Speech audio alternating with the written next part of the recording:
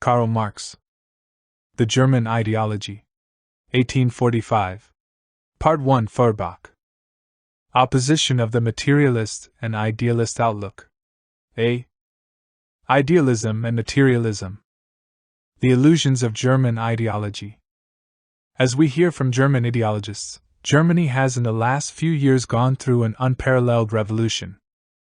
The decomposition of the Hegelian philosophy, which began with Strauss, has developed into a universal ferment into which all the powers of the past are swept. In the general chaos, mighty empires have arisen only to meet with immediate doom. Heroes have emerged momentarily only to be hurled back into obscurity by bolder and stronger rivals. It was a revolution beside which the French Revolution was child's play, a world struggle beside which the struggles of the Diadochi, successors of Alexander the Great, appear insignificant.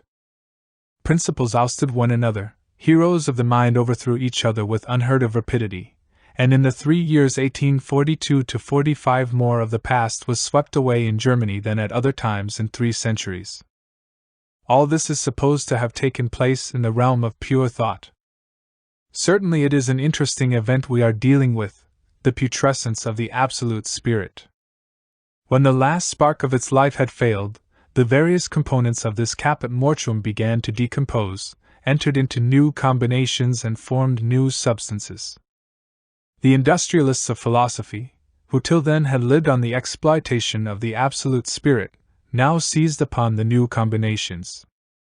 Each with all possible zeal set about retailing his apportioned share. This naturally gave rise to competition, which, to start with, was carried on in moderately staid bourgeois fashion. Later, when the German market was glutted, and the commodity in spite of all efforts found no response in the world market, the business was spoiled in the usual German manner by fabricated and fictitious production, deterioration in quality, adulteration of the raw materials, falsification of labels, fictitious purchases, bill jobbing, and a credit system devoid of any real basis. The competition turned into a bitter struggle, which is now being extolled and interpreted to us as a revolution of world significance, the begetter of the most prodigious results and achievements. If we wish to rate at its true value this philosophic charlatanry, which awakens even in the breast of the honest German citizen a glow of national pride, if we wish to bring out clearly the pettiness, the parochial narrowness of this whole young Hegelian movement, and in particular the tragicomic contrast between the illusions of these heroes about their achievements and the actual achievements themselves, we must look at the whole spectacle from a standpoint beyond the frontiers of Germany. In the first version of the clean copy there follows a passage, which is crossed out. We preface therefore the specific criticism of individual representatives of this movement with a few general observations, elucidating the ideological premises common to all of them. These remarks will suffice to indicate the standpoint of our criticism insofar as it is required for the understanding and the motivation of the subsequent individual criticisms. We oppose these remarks to Feuerbach in particular because he is the only one who has at least made some progress, and whose works can be examined de bon foi. 1. Ideology in general, and especially German philosophy. A. We know only a single science, the science of history. One can look at history from 2 sides and divide it into the history of nature and the history of men. The 2 sides are, however, inseparable. The history of nature and the history of men are dependent on each other so long as men exist. The history of nature, called natural science, does not concern us here, but we will have to examine the history of men, since almost the whole ideology amounts either to a distorted conception of this history or to a complete abstraction from it. Ideology is itself only one of the aspects of this history. There follows a passage dealing with the premises of the materialist conception of history. It is not crossed out, and in this volume it is reproduced as Section 2. Ideology in general, German ideology in particular. German criticism has, right up to its latest efforts, never quitted the realm of philosophy. Far from examining its general philosophic premises, the whole body of its inquiries has actually sprung from the soil of a definite philosophical system, that of Hegel. Not only in their answers but in their very questions there was a mystification.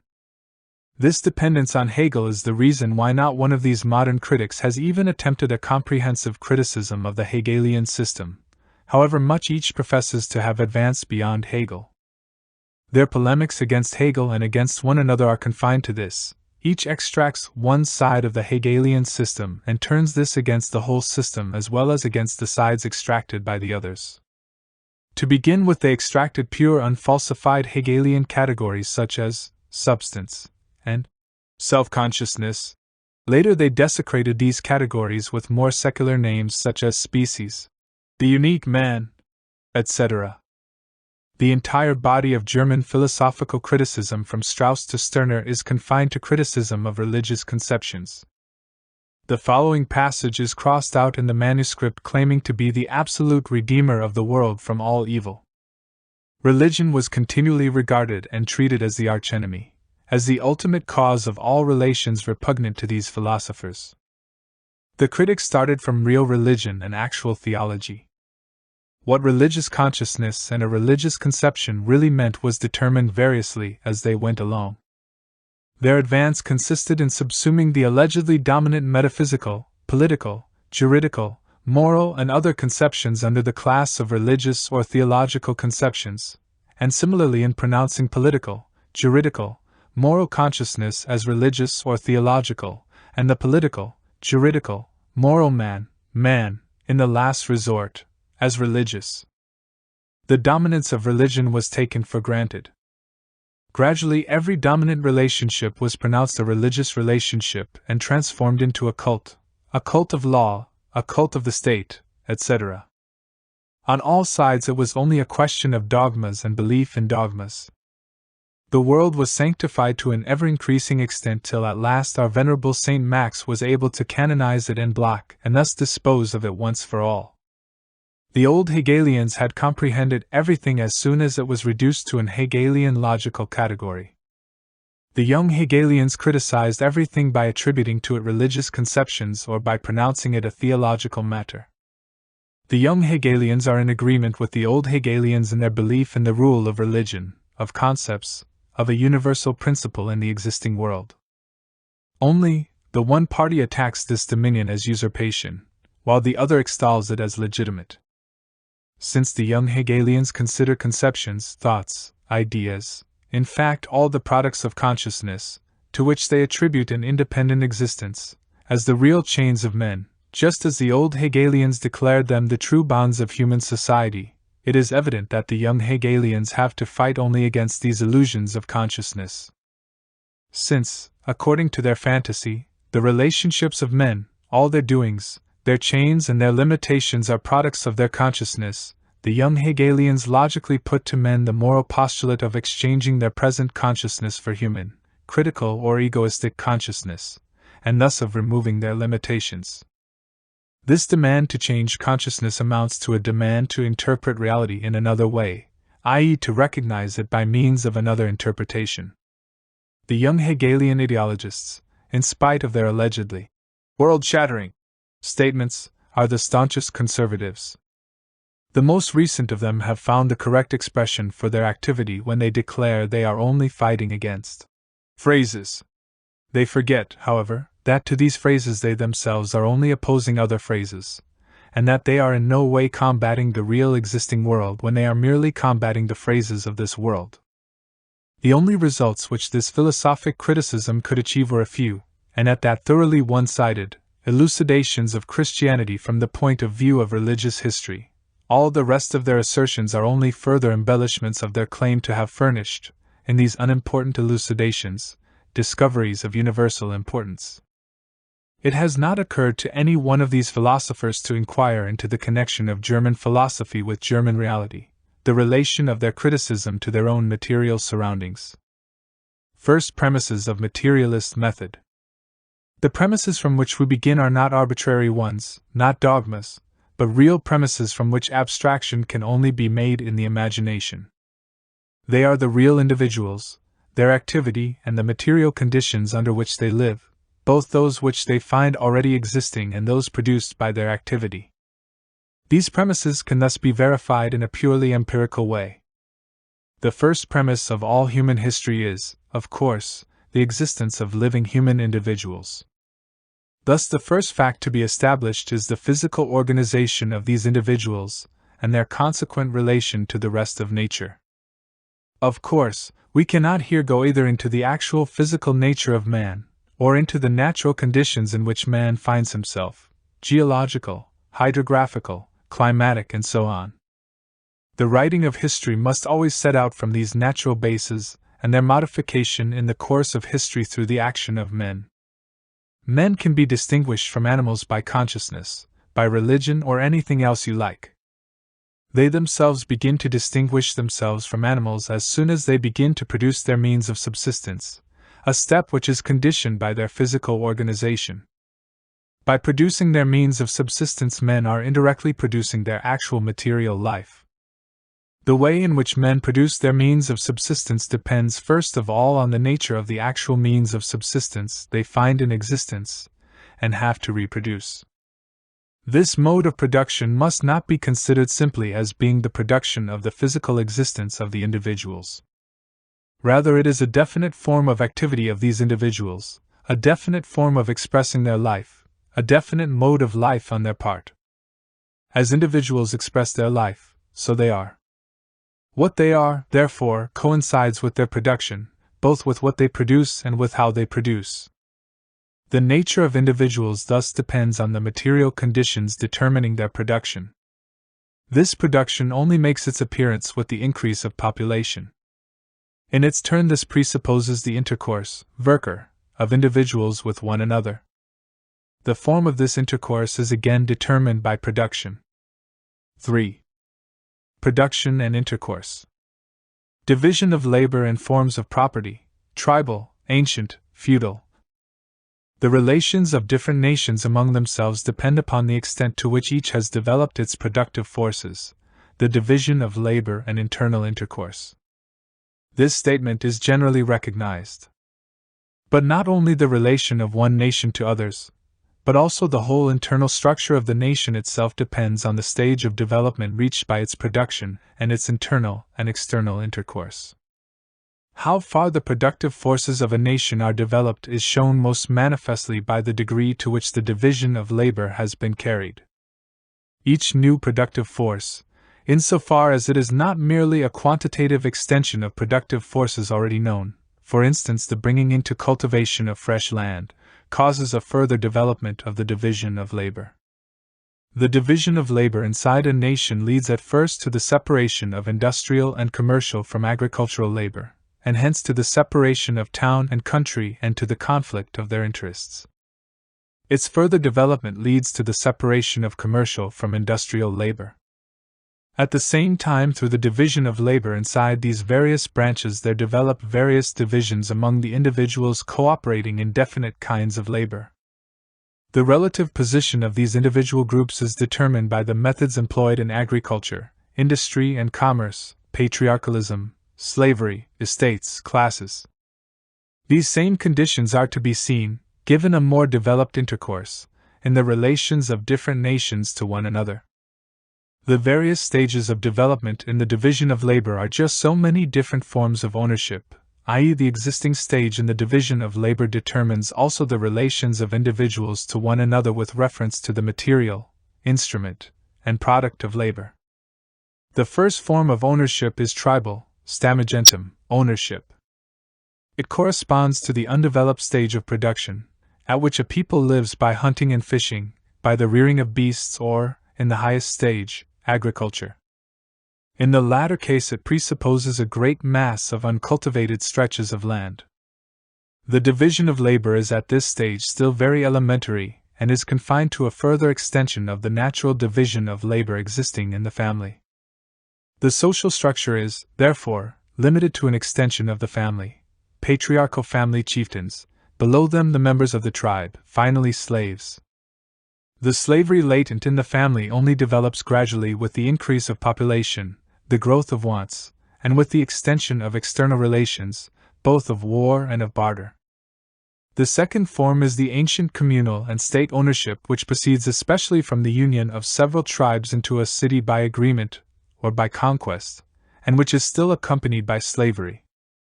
Beside communal ownership, we already find movable, and later also immovable, private property developing, but as an abnormal form subordinate to communal ownership. The citizens hold power over their laboring slaves only in their community, and on this account alone, therefore, they are bound to the form of communal ownership. It is the communal private property which compels the active citizens to remain in this spontaneously derived form of association over against their slaves. For this reason, the whole structure of society based on this communal ownership, and with it the power of the people, decays in the same measure as, in particular, immovable private property evolves. The division of labor is already more developed. We already find the antagonism of town and country, later the antagonism between those states which represent town interests and those which represent country interests, and inside the towns themselves the antagonism between industry and maritime commerce. The class relation between citizens and slaves is now completely developed. With the development of private property, we find here for the first time the same conditions which we shall find again, only on a more extensive scale, with modern private property. On the one hand, the concentration of private property, which began very early in Rome, as the Licinian agrarian law proves, and proceeded very rapidly from the time of the civil wars and especially under the emperors. On the other hand, coupled with this, the transformation of the plebeian small peasantry into a proletariat, which, however, owing to its intermediate position between propertied citizens and slaves, never achieved an independent development. The third form of ownership is feudal or estate property. If antiquity started out from the town and its little territory, the Middle Ages started out from the country. This different starting point was determined by the sparseness of the population at that time, which was scattered over a large area and which received no large increase from the conquerors. In contrast to Greece and Rome, feudal development at the outset, therefore, extends over a much wider territory, prepared by the Roman conquests and the spread of agriculture at first associated with it. The last centuries of the declining Roman Empire and its conquests by the barbarians destroyed a number of productive forces.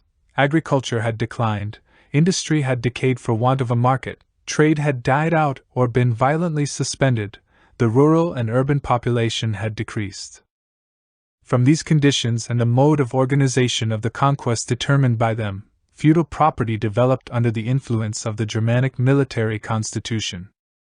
Like tribal and communal ownership, it is based again on a community, but the directly producing class standing over against it is not, as in the case of the ancient community, the slaves, but the enserfed small peasantry. As soon as feudalism is fully developed, there also arises antagonism to the towns. The hierarchical structure of land ownership, and the armed bodies of retainers associated with it, gave the nobility power over the serfs. This feudal organization was, just as much as the ancient communal ownership, an association against a subjected producing class. But the form of association and the relation to the direct producers were different because of the different conditions of production. This feudal system of land ownership had its counterpart in the towns in the shape of corporative property, the feudal organization of trades. Here property consisted chiefly in the labor of each individual person. The necessity for association against the organized robber nobility, the need for communal covered markets in an age when the industrialist was at the same time a merchant, the growing competition of the escaped serfs swarming into the rising towns, the feudal structure of the whole country, these combined to bring about the guilds. The gradually accumulated small capital of individual craftsmen and their stable numbers, as against the growing population, evolved the relation of journeyman and apprentice, which brought into being in the towns a hierarchy similar to that in the country. Thus the chief form of property during the feudal epoch consisted on the one hand of landed property with serf labor chained to it, and on the other of the labor of the individual with small capital commanding the labor of journeyman. The organization of both was determined by the restricted conditions of production, the small scale and primitive cultivation of the land, and the craft type of industry. There was little division of labor in the heyday of feudalism. Each country bore in itself the antithesis of town and country. The division into estates was certainly strongly marked, but apart from the differentiation of princes, nobility, clergy and peasants in the country, and masters, journeymen, apprentices, and soon also the rabble of casual laborers in the towns, no division of importance took place. In agriculture it was rendered difficult by the strip system, beside which the cottage industry of the peasants themselves emerged. In industry there was no division of labor at all in the individual trades themselves, and very little between them. The separation of industry and commerce was found already in existence in older towns. In the newer it only developed later, when the towns entered into mutual relations. The grouping of larger territories into feudal kingdoms was a necessity for the landed nobility as for the towns. The organization of the ruling class, the nobility, had, therefore, everywhere a monarch at its head. 4. The essence of the materialist conception of history. Social being and social consciousness. The fact is, therefore, that definite individuals who are productively active in a definite way enter into these definite social and political relations. Empirical observation must in each separate instance bring out empirically, and without any mystification and speculation, the connection of the social and political structure with production. The social structure and the state are continually evolving out of the life process of definite individuals, but of individuals, not as they may appear in their own or other people's imagination, but as they really are, i.e., as they operate, produce materially, and hence as they work under definite material limits, presuppositions, and conditions independent of their will. The following passage is crossed out in the manuscript. The ideas which these individuals form are ideas either about their relation to nature or about their mutual relations or about their own nature. It is evident that in all these cases their ideas are the conscious expression, real or illusory, of their real relations and activities, of their production, of their intercourse, of their social and political conduct. The opposite assumption is only possible if, in addition to the spirit of the real, materially evolved individuals, a separate spirit is presupposed. If the conscious expression of the real relations of these individuals is illusory, if in their imagination they turn reality upside down, then this in its turn is the result of their limited material mode of activity, and their limited social relations arising from it. The production of ideas, of conceptions, of consciousness, is at first directly interwoven with the material activity, and the material intercourse of men, the language of real life. Conceiving, thinking, the mental intercourse of men, appear at this stage as the direct efflux of their material behavior. The same applies to mental production as expressed in the language of politics, laws, morality, religion, metaphysics, etc., of a people. Men are the producers of their conceptions, ideas, etc. Real, active men, as they are conditioned by a definite development of their productive forces and of the intercourse corresponding to these, up to its furthest forms. Consciousness can never be anything else than conscious existence, and the existence of men is their actual life process. If in all ideology men and their circumstances appear upside down as in a camera obscura, this phenomenon arises just as much from their historical life process as the inversion of objects on the retina does from their physical life process. In direct contrast to German philosophy, which descends from heaven to earth, here we ascend from earth to heaven. That is to say, we do not set out from what men say, imagine, conceive, nor from men as narrated, thought of, imagined, conceived, in order to arrive at men in the flesh. We set out from real, active men, and on the basis of their real life process we demonstrate the development of the ideological reflexes and echoes of this life process. The phantoms formed in the human brain are also, necessarily, sublimates of their material life process, which is empirically verifiable and bound to material premises. Morality, religion, metaphysics, all the rest of ideology and their corresponding forms of consciousness, thus no longer retain the semblance of independence. They have no history, no development, but men, developing their material production and their material intercourse, alter, along with this, their real existence, their thinking and the products of their thinking. Life is not determined by consciousness, but consciousness by life. In the first method of approach, the starting point is consciousness taken as the living individual. In the second method, which conforms to real life, It is the real living individuals themselves, and consciousness is considered solely as their consciousness. This method of approach is not devoid of premises. It starts out from the real premises and does not abandon them for a moment. Its premises are men, not in any fantastic isolation and rigidity, but in their actual, empirically perceptible process of development under definite conditions. As soon as this active life process is described, history ceases to be a collection of dead facts as it is with the empiricists, themselves still abstract, or an imagined activity of imagined subjects, as with the idealists. Where speculation ends, in real life, their real, positive science begins, the representation of the practical activity, of the practical process of development of men. Empty talk about consciousness ceases, and real knowledge has to take its place. When reality is depicted, philosophy as an independent branch of knowledge loses its medium of existence.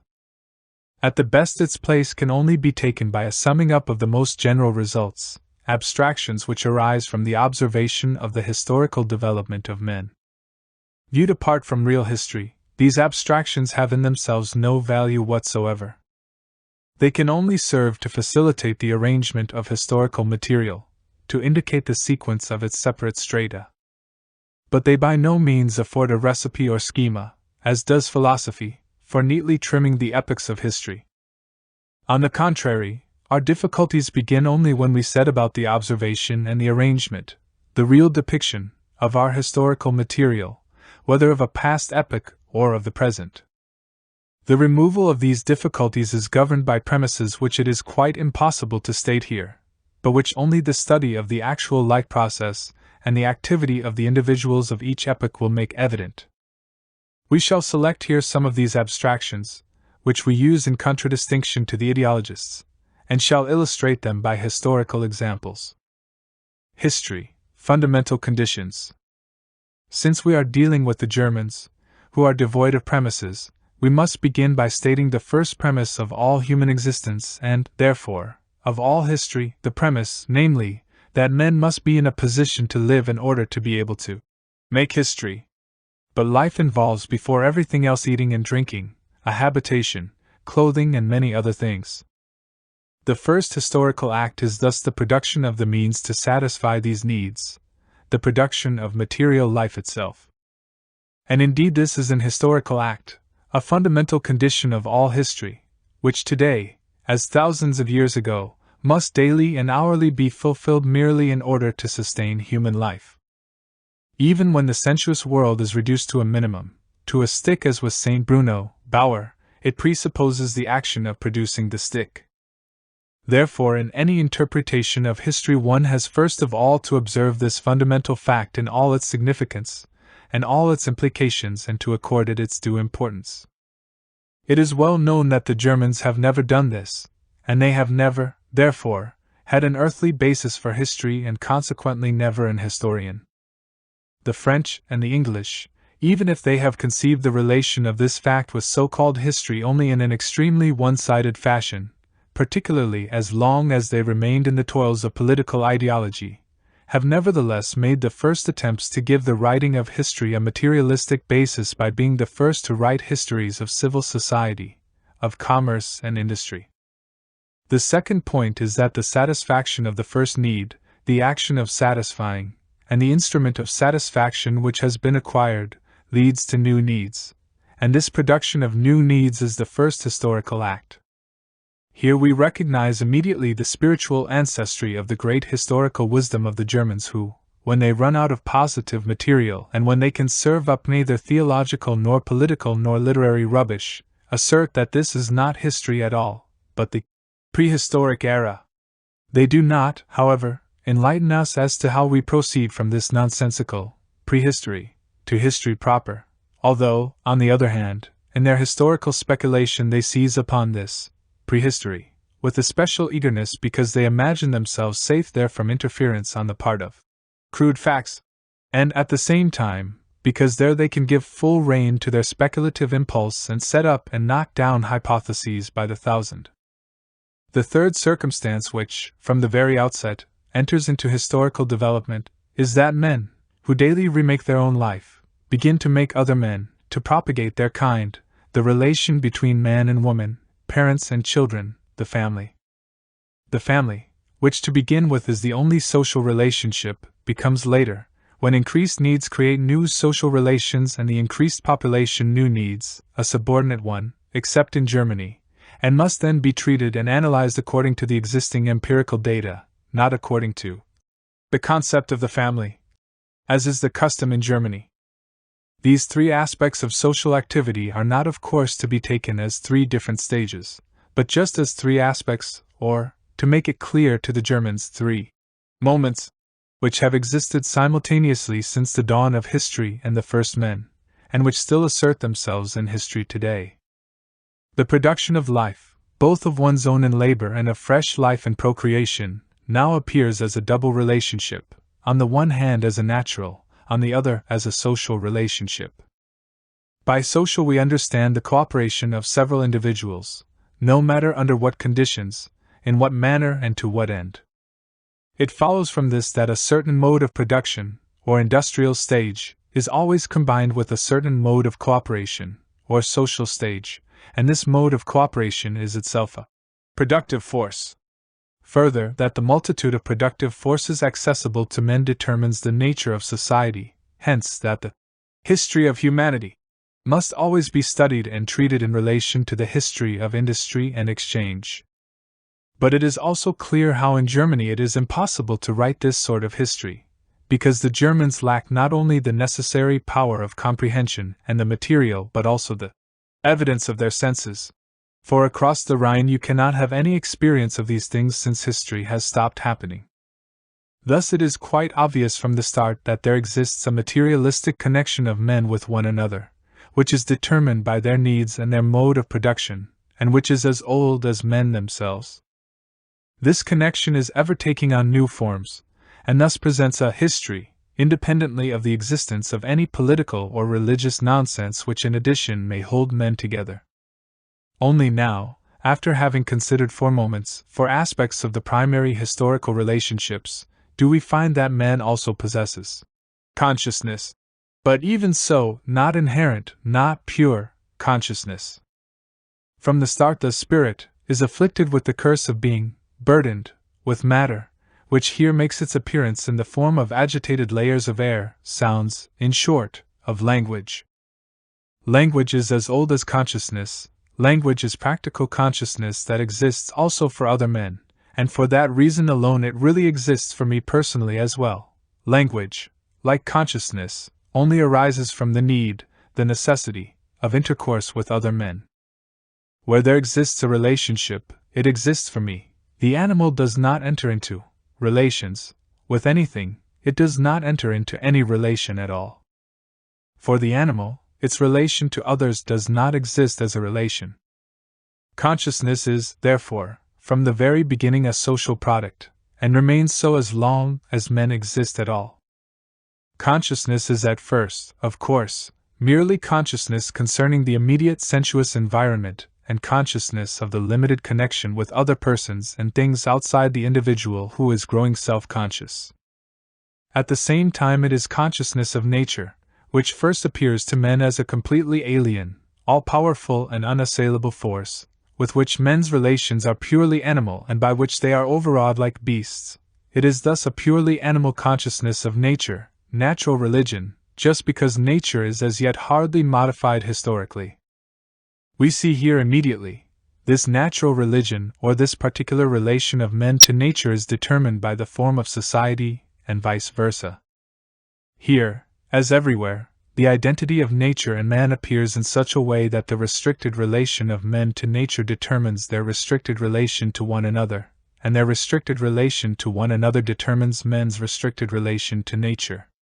On the other hand, man's consciousness of the necessity of associating with the individuals around him is the beginning of the consciousness that he is living in society at all.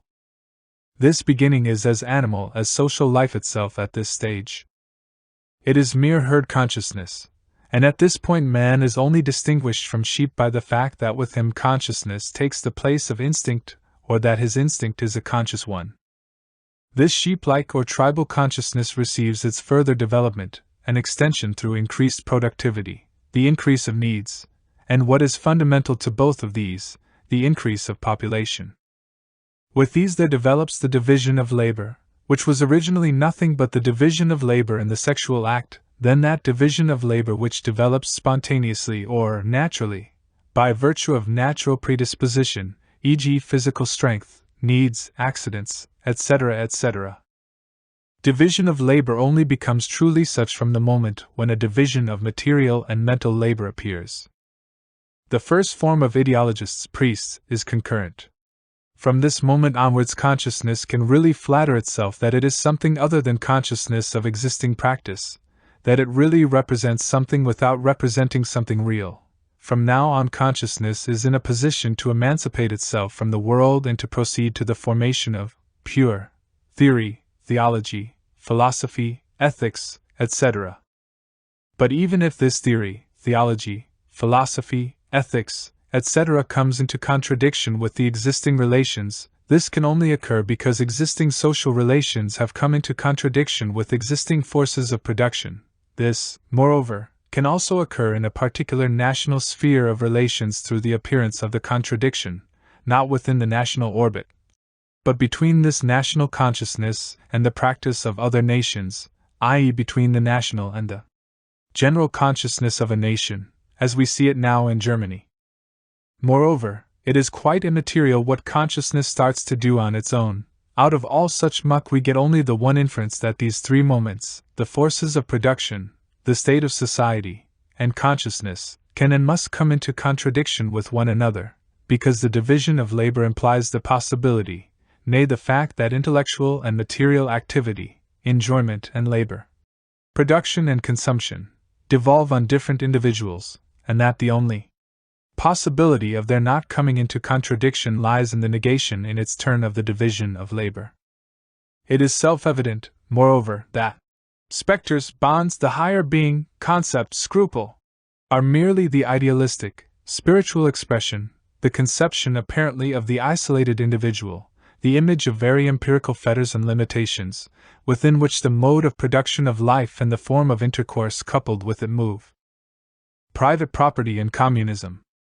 With the division of labor, in which all these contradictions are implicit, and which in its turn is based on the natural division of labor in the family and the separation of society into individual families opposed to one another, is given simultaneously the distribution, and indeed the unequal distribution, both quantitative and qualitative, of labor and its products, hence property, the nucleus.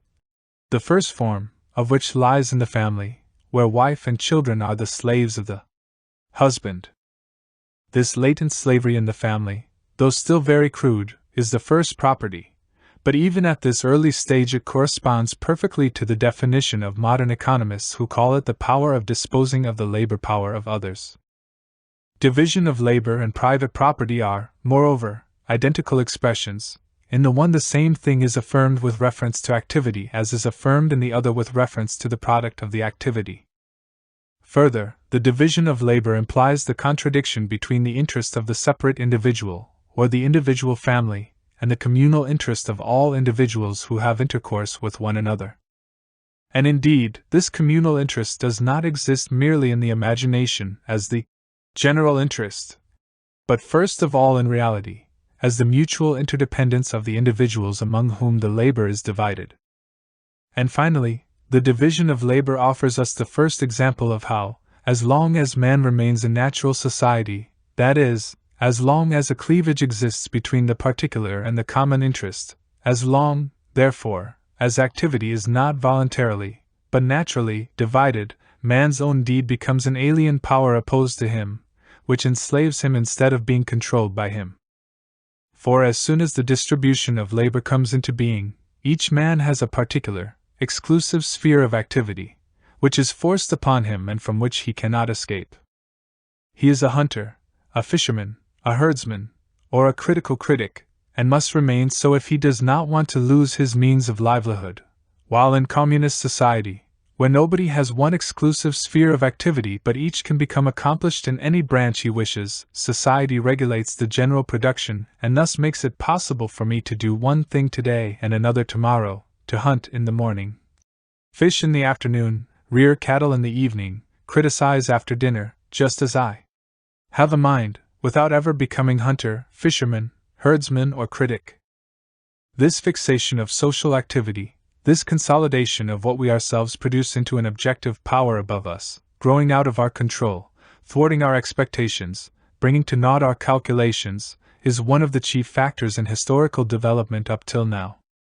The social power, i.e., the multiplied productive force, which arises through the cooperation of different individuals as it is determined by the division of labor, appears to these individuals, since their cooperation is not voluntary but has come about naturally, not as their own united power, but as an alien force existing outside them, of the origin and goal of which they are ignorant, which they thus cannot control, which on the contrary passes through a peculiar series of phases and stages independent of the will and the action of man, nay, even being the prime governor of these.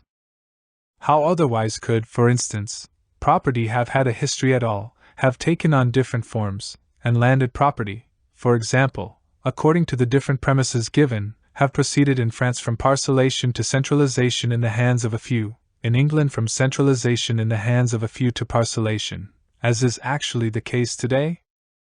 Or how does it happen that trade, which after all is nothing more than the exchange of products of various individuals and countries, rules the whole world through the relation of supply and demand, a relation which, as an English economist says, hovers over the earth like the fate of the ancients, and with invisible hand allots fortune and misfortune to men, sets up empires and overthrows empires, causes nations to rise and to disappear, while with the abolition of the basis of private property, with the communistic regulation of production, and implicit in this, the destruction of the alien relation between men and what they themselves produce, the power of the relation of supply and demand is dissolved into nothing, and men get exchange, production, the mode of their mutual relation, under their own control again? History as a continuous process. In history up to the present, it is certainly an empirical fact that separate individuals have, with the broadening of their activity into world historical activity, become more and more enslaved under a power alien to them, a pressure which they have conceived of as a dirty trick on the part of the so-called universal spirit, etc., a power which has become more and more enormous, and, in the last instance, turns out to be the world market. But it is just as empirically established that, by the overthrow of the existing state of society by the communist revolution, of which more below, and the abolition of private property which is identical with it, this power, which so baffles the German theoreticians, will be dissolved. And that then the liberation of each single individual will be accomplished in the measure in which history becomes transformed into world history. From the above, it is clear that the real intellectual wealth of the individual depends entirely on the wealth of his real connections. Only then will the separate individuals be liberated from the various national and local barriers, be brought into practical connection with the material and intellectual production of the whole world, and be put in a position to acquire the capacity to enjoy this all-sided production of the whole earth, the creations of man. All-round dependence, this natural form of the world historical cooperation of individuals, will be transformed by this communist revolution into the control and conscious mastery of these powers, which, born of the action of men on one another, have till now overawed and governed men as powers completely alien to them. Now this view can be expressed again in speculative idealistic, i.e. fantastic terms as self-generation of the species, society as the subject. And thereby the consecutive series of interrelated individuals connected with each other can be conceived as a single individual, which accomplishes the mystery of generating itself. It is clear here that individuals certainly make one another, physically and mentally, but do not make themselves. 5. Development of the productive forces as a material premise of communism. This alienation, to use a term which will be comprehensible to the philosophers, can, of course, only be abolished given two practical premises. For it to become an intolerable power, i.e. a power against which men make a revolution, it must necessarily have rendered the great mass of humanity propertyless, and produced, at the same time, the contradiction of an existing world of wealth and culture, both of which conditions presuppose a great increase in productive power, a high degree of its development. And on the other hand, this development of productive forces, which itself implies the actual empirical existence of men in their world historical, instead of local, being, is an absolutely necessary practical premise because without it want is merely made general, and with destitution the struggle for necessities and all the old filthy business would necessarily be reproduced, and furthermore, because only with this universal development of productive forces is a universal intercourse between men established, which produces in all nations simultaneously the phenomenon of the propertyless, mass, universal competition, makes each nation dependent on the revolutions of the others, and finally has put world historical, empirically universal individuals in place of local ones. Without this, 1. Communism could only exist as a local event. 2. The forces of intercourse themselves could not have developed as universal, hence intolerable powers. They would have remained homebred conditions surrounded by superstition. And 3. Each extension of intercourse would abolish local communism. Empirically, communism is only possible as the act of the dominant peoples, all at once, and simultaneously, which presupposes the universal development of productive forces and the world intercourse bound up with communism. Moreover, the mass of propertyless workers, the utterly precarious position of labor, power on a mass scale cut off from capital or from even a limited satisfaction and, therefore, no longer merely temporarily deprived of work itself as a secure source of life, presupposes the world market through competition. The proletariat can thus only exist world historically, just as communism, its activity, can only have a world historical existence. World historical existence of individuals means existence of individuals which is directly linked up with world history. Communism is for us not a state of affairs which is to be established, an ideal to which reality will have to adjust itself. We call communism the real movement which abolishes the present state of things. The conditions of this movement result from the premises now in existence. In the main, we have so far considered only one aspect of human activity, the reshaping of nature by men. The other aspect, the reshaping of men by men. Intercourse and productive power. Origin of the state, and the relation of the state to civil society. b. The illusion of the epoch. Civil society and the conception of history. The form of intercourse determined by the existing productive forces at all previous historical stages, and in its turn determining these, is civil society. The latter, as is clear from what we have said above, has as its premises and basis the simple family and the multiple, the so-called tribe. The more precise determinants of this society are enumerated in our remarks above. Already here we see how this civil society is the true source and theater of all history, and how absurd is the conception of history held hitherto, which neglects the real relationships and confines itself to high-sounding dramas of princes and states. Civil society embraces the whole material intercourse of individuals within a definite stage of the development of productive forces. It embraces the whole commercial and industrial life of a given stage and, insofar, transcends the state and the nation, though, on the other hand again, it must assert itself in its foreign relations as nationality, and inwardly must organize itself as state. The word, civil society, Bürgerliche Gesellschaft, emerged in the 18th century, when property relationships had already extricated themselves from the ancient and medieval communal society.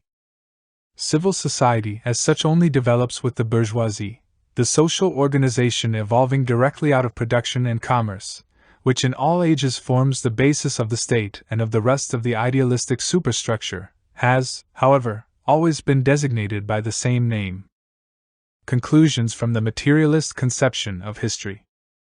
History is nothing but the succession of the separate generations, each of which exploits the materials, the capital funds, the productive forces handed down to it by all preceding generations, and thus, on the one hand, continues the traditional activity in completely changed circumstances and, on the other, modifies the old circumstances with a completely changed activity. This can be speculatively distorted so that later history is made the goal of earlier history, e.g., the goal ascribed to the discovery of America is to further the eruption of the French Revolution. Thereby history receives its own special aims and becomes a person rating with other persons, to wit, self-consciousness, criticism, the unique, etc., while what is designated with the words destiny, goal, germ, or idea of earlier history is nothing more than an abstraction formed from later history, from the active influence which earlier history exercises on later history. The further the separate spheres, which interact on one another, extend in the course of this development, the more the original isolation of the separate nationalities is destroyed by the developed mode of production and intercourse and the division of labor between various nations naturally brought forth by these, the more history becomes world history. Thus, for instance, if in England a machine is invented, which deprives countless workers of bread in India and China, and overturns the whole form of existence of these empires, this invention becomes a world historical fact. Or again, take the case of sugar and coffee, which have proved their world historical importance in the 19th century by the fact that the lack of these products, occasioned by the Napoleonic continental system, caused the Germans to rise against Napoleon, and thus became the real basis of the glorious wars of liberation of 1813. From this it follows that this transformation of history into world history is not indeed a mere abstract act on the part of the self-consciousness, the world spirit, or of any other metaphysical spectre, but a quite material, empirically verifiable act, an act the proof of which every individual furnishes as he comes and goes, eats, drinks, and clothes himself. 7. Summary of the materialist conception of history. This conception of history depends on our ability to expound the real process of production, starting out from the material production of life itself, and to comprehend the form of intercourse connected with this and created by this mode of production, i.e., civil society in its various stages, as the basis of all history, and to show it in its action as state. To explain all the different theoretical products and forms of consciousness, religion, philosophy, ethics, etc., and trace their origins and growth from that basis, by which means, of course, the whole thing can be depicted in its totality, and therefore, too, the reciprocal action of these various sides on one another. It has not, like the idealistic view of history, in every period to look for a category, but remains constantly on the real ground of history. It does not explain practice from the idea but explains the formation of ideas from material practice, and accordingly it comes to the conclusion that all forms and products of consciousness cannot be dissolved by mental criticism, by resolution into self-consciousness, or transformation into apparitions, specters, fancies, etc., but only by the practical overthrow of the actual social relations which gave rise to this idealistic humbug. Then not criticism but revolution is the driving force of history, also of religion, of philosophy, and all other types of theory. It shows that history does not end by being resolved into self-consciousness as spirit of the spirit, but that in it at each stage there is found a material result, a sum of productive forces, an historically created relation of individuals to nature and to one another, which is handed down to each generation from its predecessor, a mass of productive forces, capital funds and conditions, which, on the one hand, is indeed modified by the new generation, but also on the other prescribes for it its conditions of life and gives it a definite development, a special character. It shows that circumstances make men just as much as men make circumstances.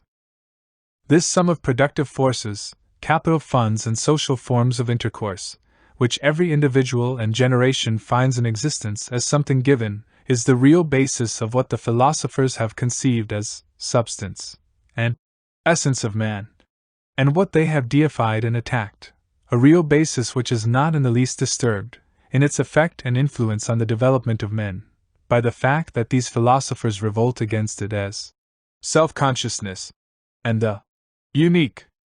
These conditions of life, which different generations find in existence, decide also whether or not the periodically recurring revolutionary convulsion will be strong enough to overthrow the basis of the entire existing system.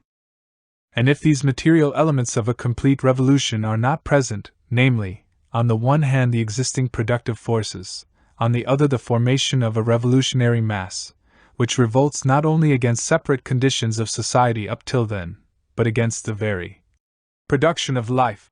Till then, the total activity, on which it was based then, as far as practical development is concerned, it is absolutely immaterial whether the idea of this revolution has been expressed 100 times already, as the history of communism proves.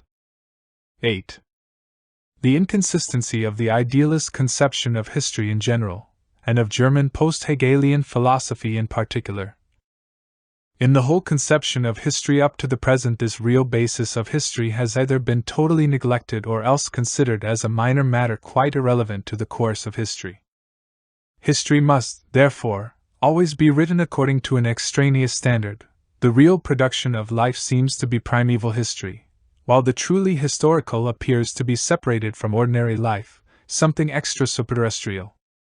With this, the relation of man to nature is excluded from history, and hence the antithesis of nature and history is created.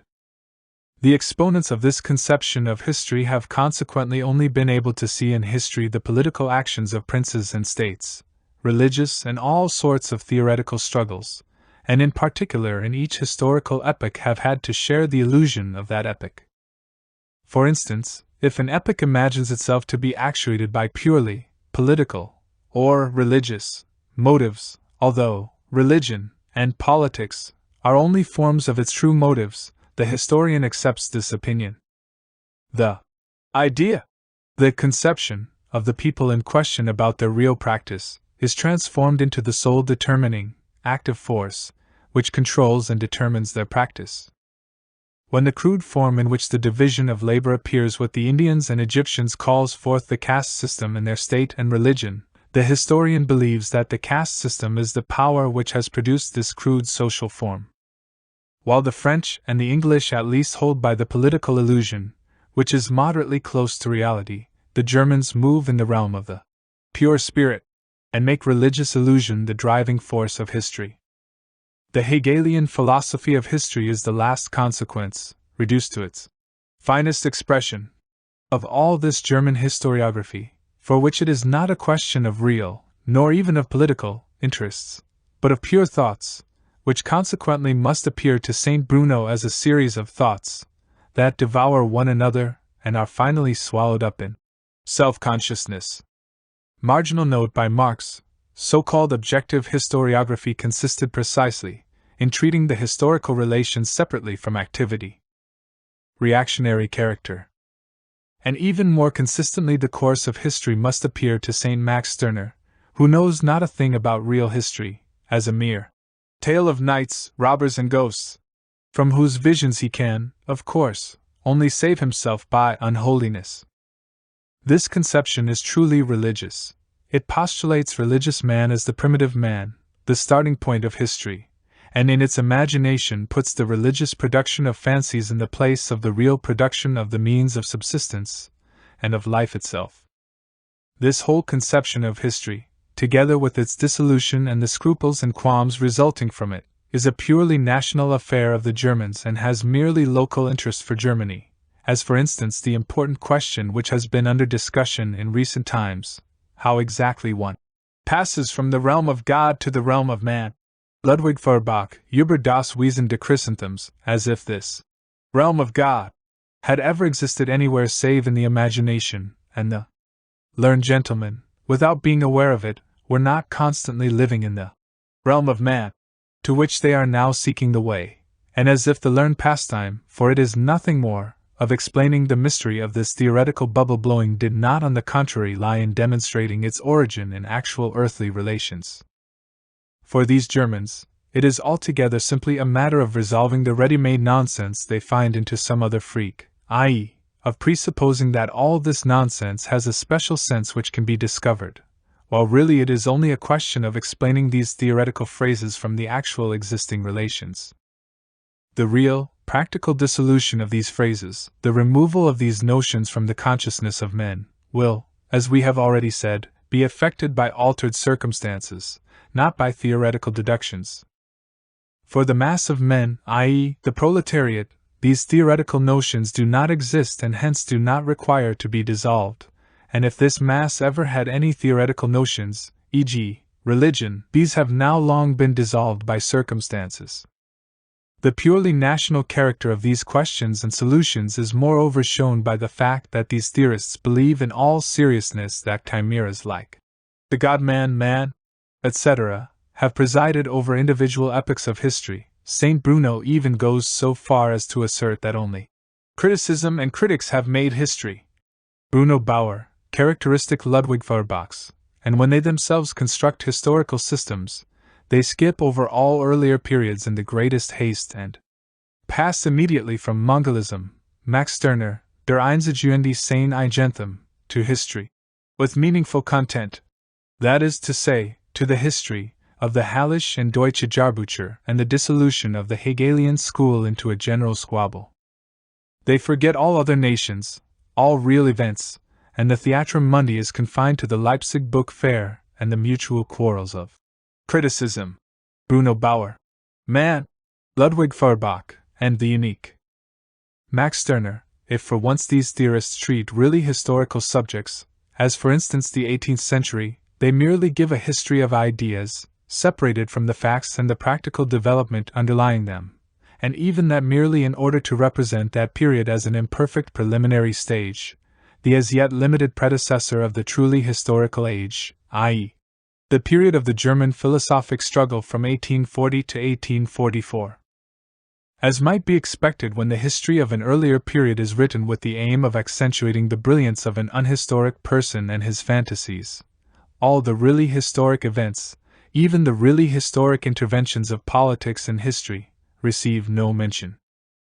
Instead, we get a narrative based not on research but on arbitrary constructions and literary gossip, such as St. Bruno provided in his now forgotten history of the 18th century. Bruno Bauer, Geschichte der Politik, Kultur und die Aufklärung der 18. Jahrhunderts, these pompous and arrogant hucksters of ideas, who imagine themselves infinitely exalted above all national prejudices, are thus in practice far more national than the beer-swilling Philistines who dream of a united Germany.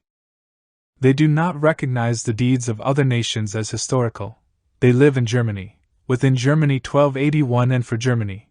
They turn the Rhine song into a religious hymn and conquer Alsace and Lorraine by robbing French philosophy instead of the French state, by Germanicing French ideas instead of French provinces. Her vanity is a cosmopolitan compared with the Saints Bruno and Max, who, in the universal dominance of theory, proclaim the universal dominance of Germany. Feuerbach, philosophic and real liberation. It is also clear from these arguments how grossly Feuerbach is deceiving himself when, Wiggins Viertelgeschrift, 1845, Band 2, by virtue of the qualification, common man, he declares himself a communist, transforms the latter into a predicate of man, and thereby thinks it possible to change the word communist, which in the real world means the follower of a definite revolutionary party, into a mere category. Feuerbach's whole deduction with regard to the relation of men to one another goes only so far as to prove that men need and always have needed each other. He wants to establish consciousness of this fact, that is to say, like the other theorists, merely to produce a correct consciousness about an existing fact, whereas for the real communist it is a question of overthrowing the existing state of things.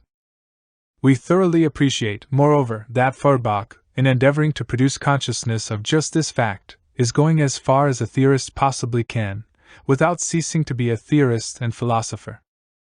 As an example of Feuerbach's acceptance, and at the same time misunderstanding of existing reality, which he still shares with our opponents, we recall the passage in the Philosophie der Zukunft where he develops the view that the existence of a thing or a man is at the same time its or his essence, that the conditions of existence, the mode of life and activity of an animal or human individual are those in which its essence feels itself satisfied.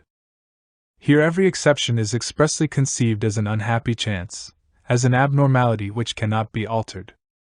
Thus, if millions of proletarians feel by no means contented with their living conditions, if their existence does not in the least correspond to their essence, then, according to the passage quoted, this is an unavoidable misfortune, which must be borne quietly.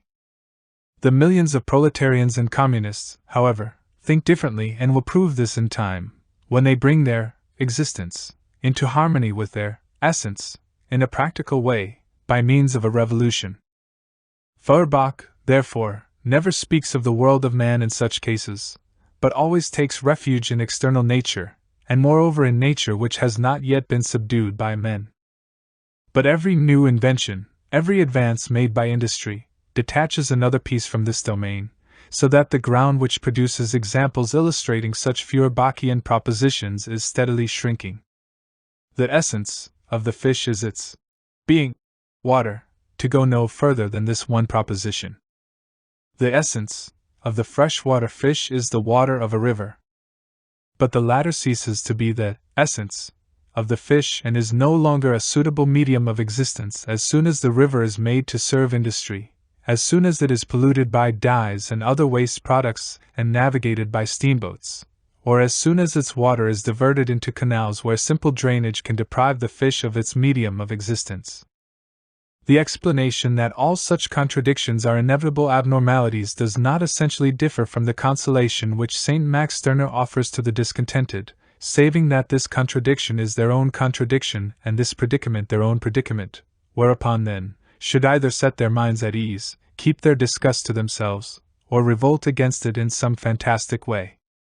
It differs just as little from St. Bruno's allegation that these unfortunate circumstances are due to the fact that those concerned are stuck in the muck of substance, have not advanced to absolute self-consciousness, and do not realize that these adverse conditions are spirit of their spirit. 2.1. Preconditions of the real liberation of man. We shall, of course, not take the trouble to enlighten our wise philosophers by explaining to them that the liberation of man is not advanced a single step by reducing philosophy, theology, substance, and all the trash to self-consciousness, and by liberating man from the domination of these phrases, which have never held him in thrall.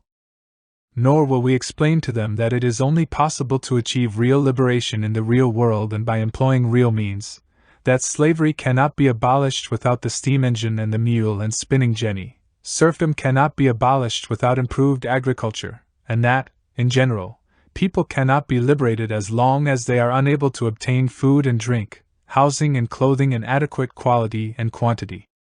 Liberation is an historical and not a mental act, and it is brought about by historical conditions, the development of industry, commerce, agriculture, the conditions of intercourse. There is here a gap in the manuscript. In Germany, a country where only a trivial historical development is taking place, these mental developments, these glorified and ineffective trivialities, naturally serve as a substitute for the lack of historical development, and they take root and have to be combated. But this fight is of local importance. 2. Feuerbach's contemplative and inconsistent materialism. In reality and for the practical materialist, i.e. the communist, it is a question of revolutionizing the existing world, of practically attacking and changing existing things. When occasionally we find such views with Feuerbach, they are never more than isolated surmises and have much too little influence on his general outlook to be considered here as anything else than embryos capable of development. Feuerbach's conception of the sensuous world is confined on the one hand to mere contemplation of it, and on the other to mere feeling. He says man instead of real historical man. Man is really the German. In the first case, the contemplation of the sensuous world, he necessarily lights on things which contradict his consciousness and feeling, which disturb the harmony he presupposes, the harmony of all parts of the sensuous world and especially of man and nature. To remove this disturbance, he must take refuge in a double perception, a profane one which only perceives the flatly obvious, and a higher, philosophical, one which perceives the true essence of things. He does not see how the sensuous world around him is, not a thing given direct from all eternity, remaining ever the same, but the product of industry and of the state of society, and indeed, in the sense that it is an historical product, the result of the activity of a whole succession of generations, each standing on the shoulders of the preceding one, developing its industry and its intercourse, modifying its social system according to the changed needs. Even the objects of the simplest, sensuous certainty, are only given him through social development, industry, and commercial intercourse. The cherry tree, like almost all fruit trees, was, as is well known, only a few centuries ago transplanted by commerce into our zone, and therefore only by this action of a definite society in a definite age it has become sensuous certainty, for Feuerbach. Incidentally, when we conceive things thus, as they really are and happened, every profound philosophical problem is resolved, as will be seen even more clearly later, quite simply into an empirical fact. For instance, the important question of the relation of man to nature, Bruno Bauer goes so far as to speak of the antitheses in nature and history. Page 110, as though these were two separate things, and man did not always have before him an historical nature and a natural history, out of which all the unfathomably lofty works on substance and self-consciousness were born, crumbles of itself when we understand that the celebrated unity of man with nature has always existed in industry and has existed in varying forms in every epoch according to the lesser or greater development of industry, just like the struggle of man with nature, right up to the development of his productive powers on a corresponding basis. Industry and commerce, production and the exchange of the necessities of life, themselves determine distribution, the structure of the different social classes, and are, in turn, determined by it as to the mode in which they are carried on. And so it happens that in Manchester, for instance, Feuerbach sees only factories and machines, where 100 years ago only spinning wheels and weaving rooms were to be seen. Or in the Campagna of Rome he finds only pasture lands and swamps, where in the time of Augustus he would have found nothing but the vineyards and villas of Roman capitalists. Feuerbach speaks in particular of the perception of natural science. He mentions secrets, which are disclosed only to the eye of the physicist and chemist. But where would natural science be without industry and commerce? Even this pure natural science is provided with an aim, as with its material, only through trade and industry, through the sensuous activity of men. So much is this activity, this unceasing sensuous labor in creation, this production, the basis of the whole sensuous world as it now exists, that, were it interrupted only for a year, Feuerbach would not only find an enormous change in the natural world, but would very soon find that the whole world of men and his own perceptive faculty, nay his own existence, were missing. Of course, in all this the priority of external nature remains unassailed, and all this has no application to the original men produced by generatio equivoca, spontaneous generation. But this differentiation has meaning only insofar as man is considered to be distinct from nature. For that matter, nature, the nature that preceded human history, is not by any means the nature in which Feuerbach lives. It is nature which today no longer exists anywhere, except perhaps on a few Australian coral islands of recent origin, and which, therefore, does not exist for Feuerbach. Certainly Feuerbach has a great advantage over the pure materialists in that he realizes how man too is an object of the senses. But apart from the fact that he only conceives him as an object of the senses, not as sensuous activity, because he still remains in the realm of theory and conceives of men not in their given social connection, not under their existing conditions of life, which have made them what they are, he never arrives at the really existing active men, but stops at the abstraction man, and gets no further than recognizing the true, individual, corporeal man. Emotionally, i.e., he knows no other human relationships of man to man than love and friendship, and even then idealized. He gives no criticism of the present conditions of life. Thus he never manages to conceive the sensuous world as the total living sensuous activity of the individuals composing it, and therefore when, for example, he sees instead of healthy men a crowd of scrofulous, overworked and consumptive starvelings, he is compelled to take refuge in the higher perception, and in the ideal compensation in the species, and thus to relapse into idealism at the very point where the communist materialist sees the necessity, and at the same time the condition, of a transformation both of industry and of the social structure. As far as Feuerbach is a materialist, he does not deal with history, and as far as he considers history, he is not a materialist. With him, materialism and history diverge completely, a fact which incidentally is already obvious from what has been said. Ruling class and ruling ideas. The ideas of the ruling class are in every epoch the ruling ideas, i.e., the class which is the ruling material force of society, is at the same time its ruling intellectual force.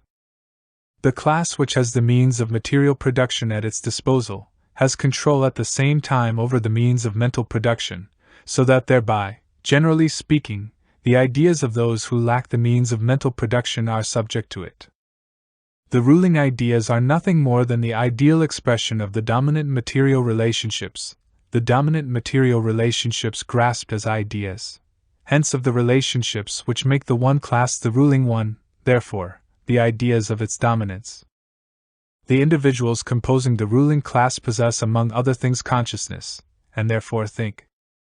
Insofar, therefore, as they rule as a class and determine the extent and compass of an epoch, it is self-evident that they do this in its whole range, hence among other things rule also as thinkers, as producers of ideas, and regulate the production and distribution of the ideas of their age.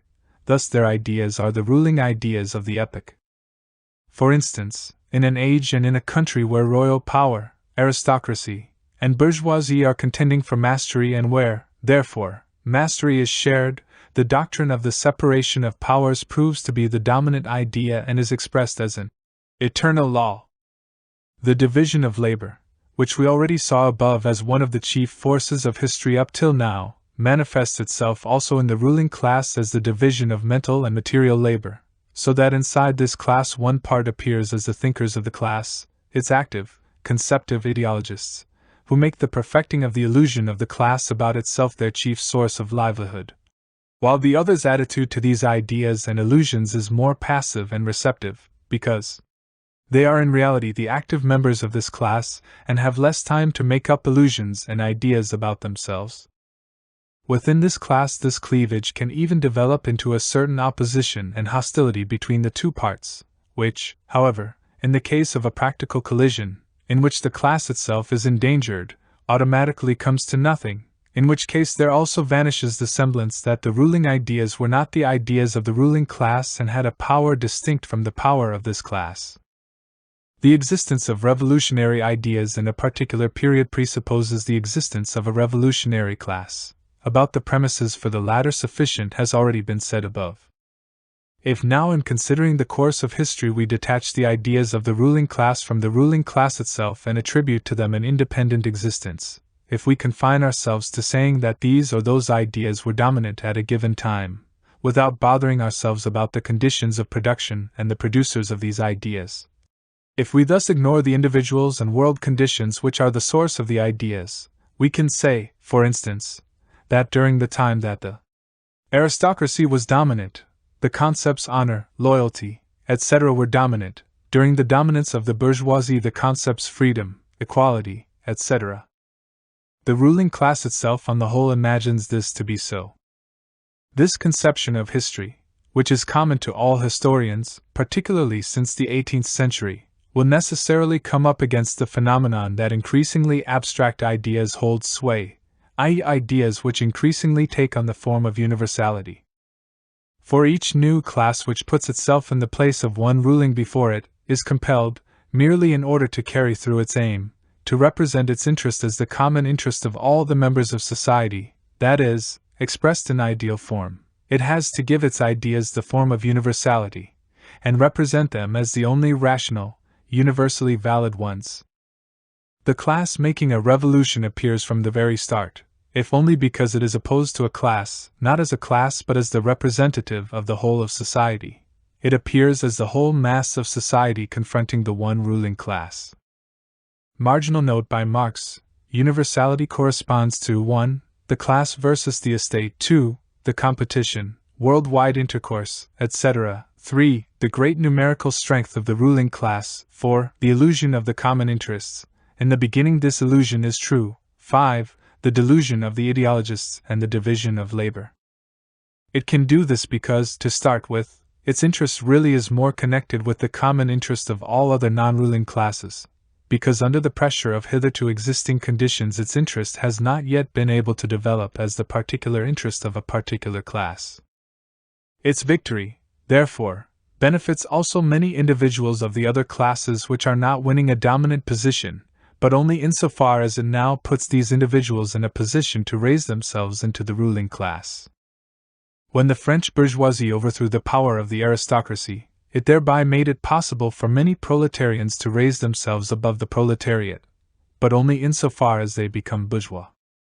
Every new class, therefore, achieves its hegemony only on a broader basis than that of the class ruling previously, whereas the opposition of the non-ruling class against the new ruling class later develops all the more sharply and profoundly. Both these things determine the fact that the struggle to be waged against this new ruling class, in its turn, aims at a more decided and radical negation of the previous conditions of society than could all previous classes which sought to rule. This whole semblance, that the rule of a certain class is only the rule of certain ideas, comes to a natural end, of course, as soon as class rule in general ceases to be the form in which society is organized, that is to say, as soon as it is no longer necessary to represent a particular interest as general, or the general interest as ruling.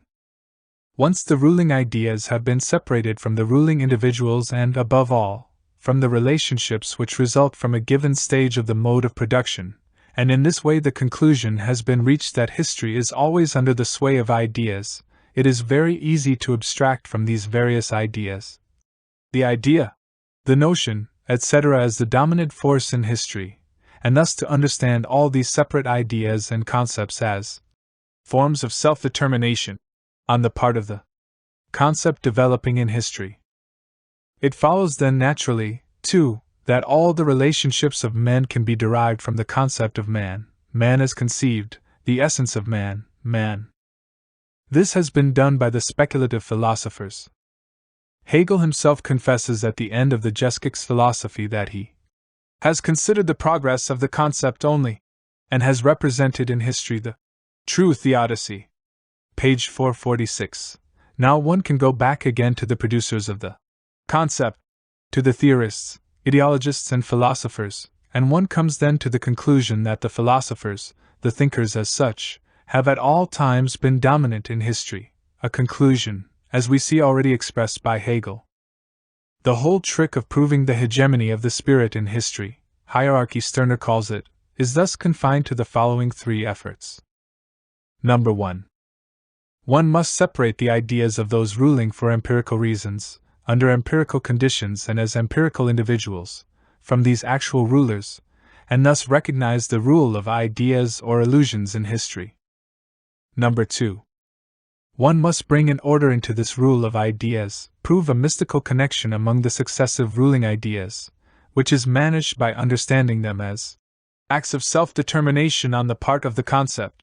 This is possible because by virtue of their empirical basis these ideas are really connected with one another and because, conceived as mere ideas, they become self-distinctions, distinctions made by thought.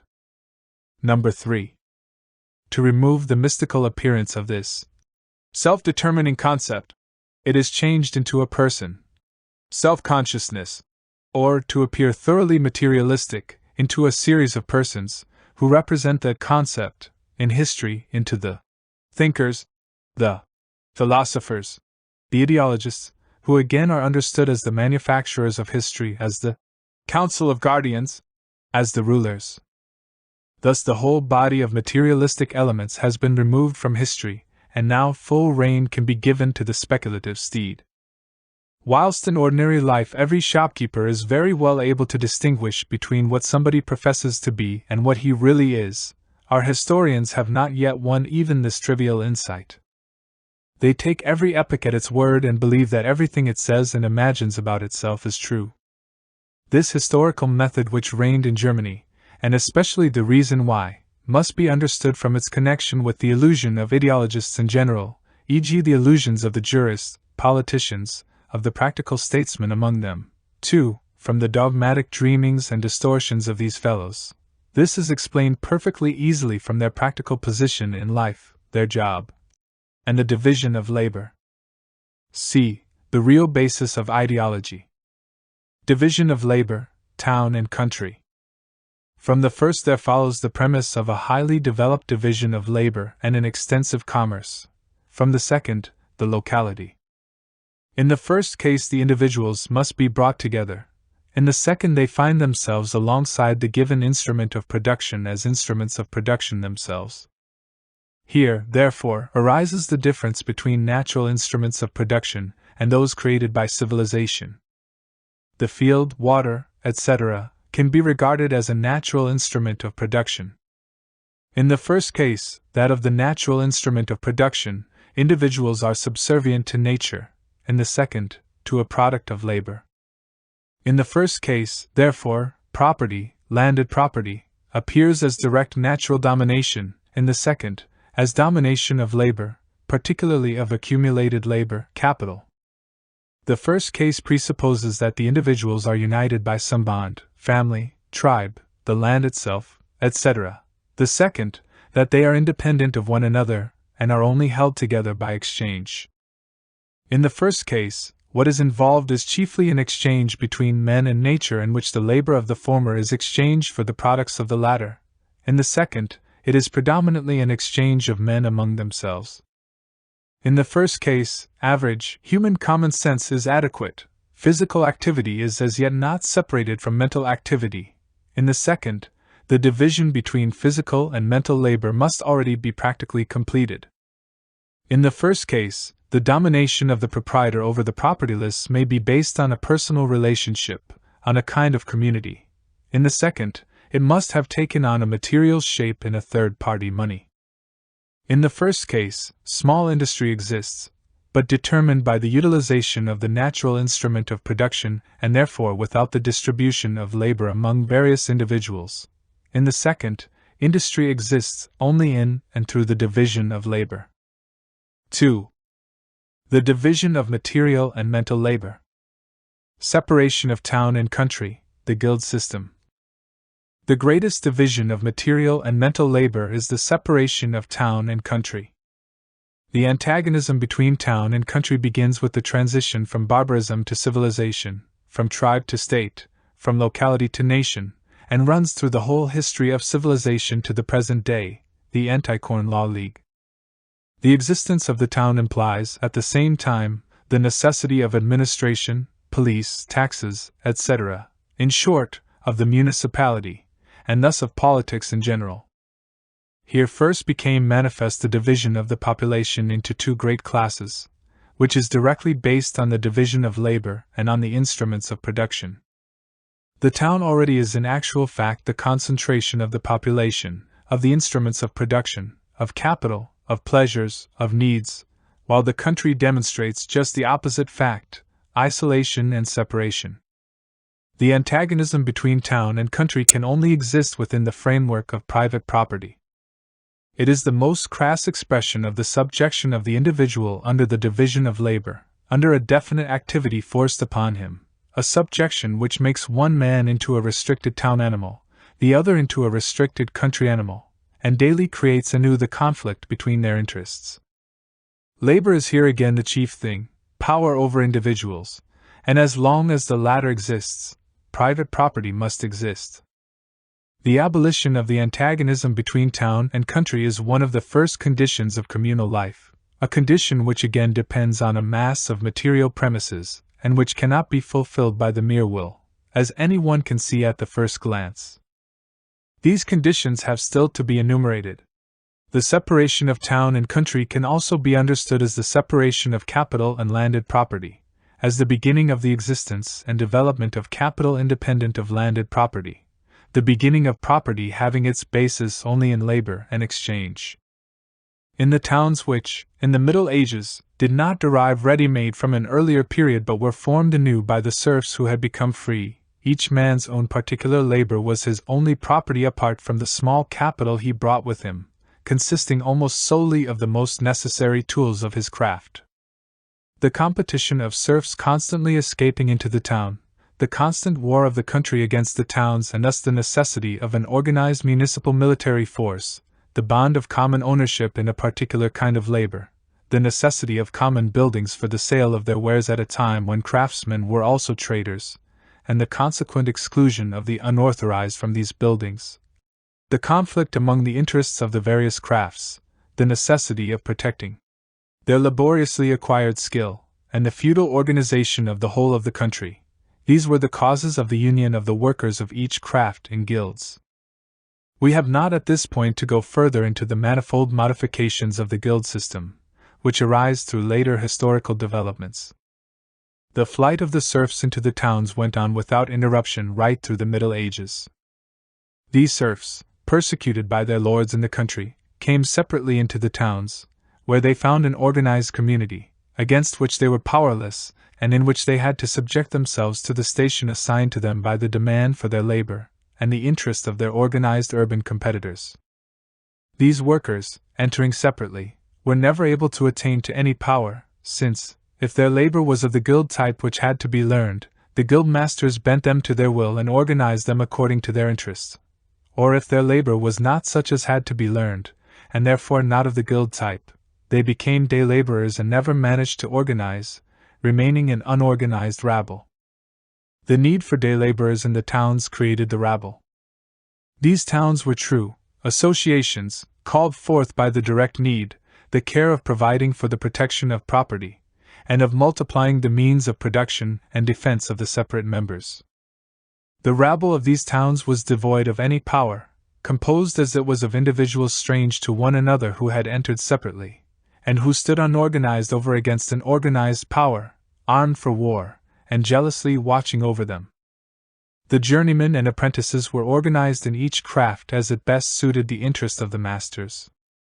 The patriarchal relationship existing between them and their masters gave the latter a double power, on the one hand because of their influence on the whole life of the journeyman, and on the other because, for the journeymen who worked with the same master, it was a real bond which held them together against the journeymen of other masters and separated them from these. And finally, the journeymen were bound to the existing order by their simple interest in becoming masters themselves. While, therefore, the rabble at least carried out revolts against the whole municipal order, revolts which remained completely ineffective because of their powerlessness, the journeymen never got further than small acts of insubordination within separate guilds, such as belonged to the very nature of the guild system. The great risings of the Middle Ages all radiated from the country, but equally remained totally ineffective because of the isolation and consequent crudity of the peasants. In the towns, the division of labor between the individual guilds was as yet quite naturally derived, and in the guilds themselves, not at all developed between the individual workers.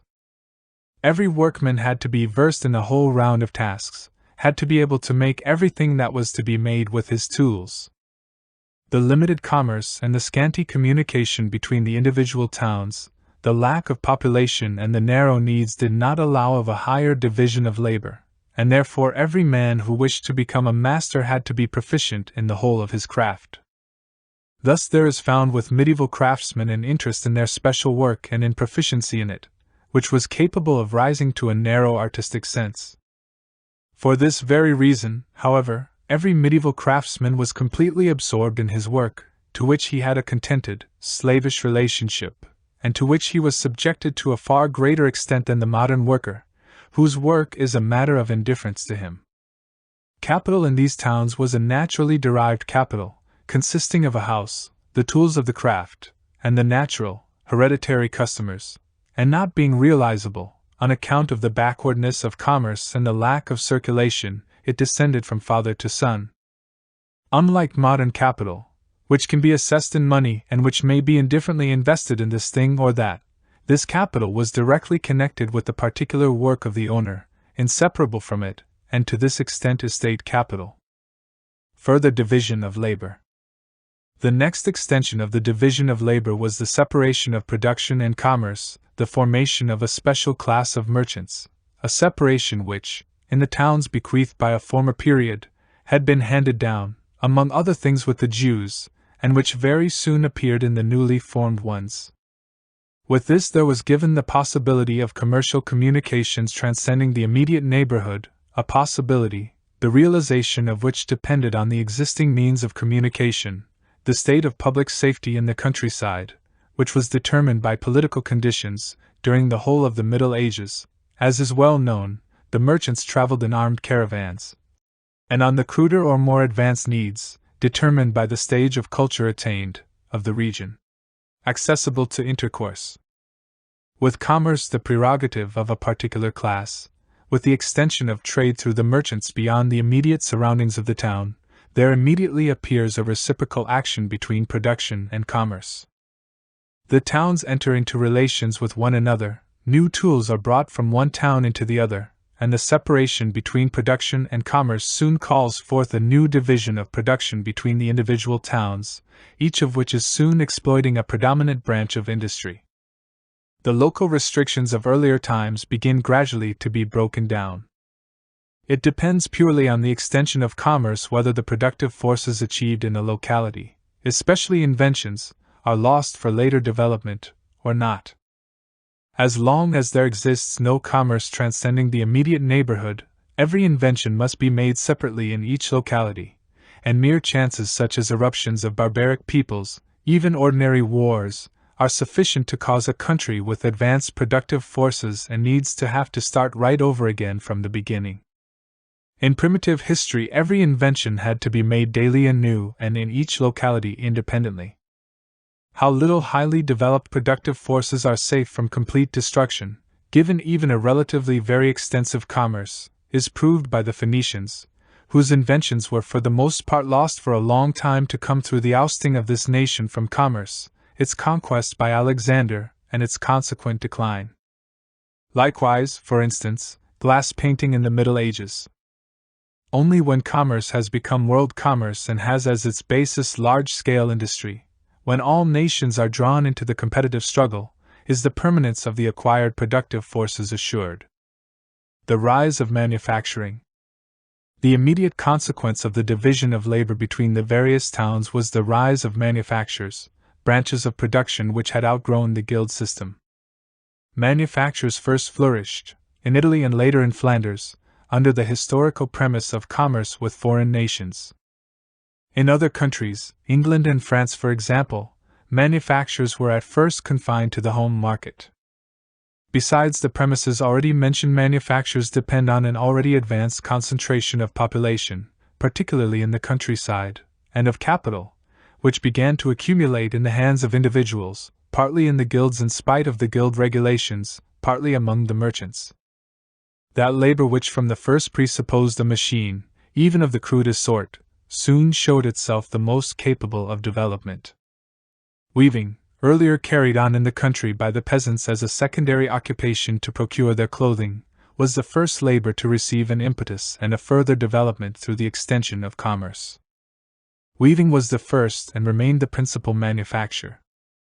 The rising demand for clothing materials, consequent on the growth of population, the growing accumulation and mobilization of natural capital through accelerated circulation, the demand for luxuries called forth by the latter and favored generally by the gradual extension of commerce, gave weaving a quantitative and qualitative stimulus, which wrenched it out of the form of production hitherto existing.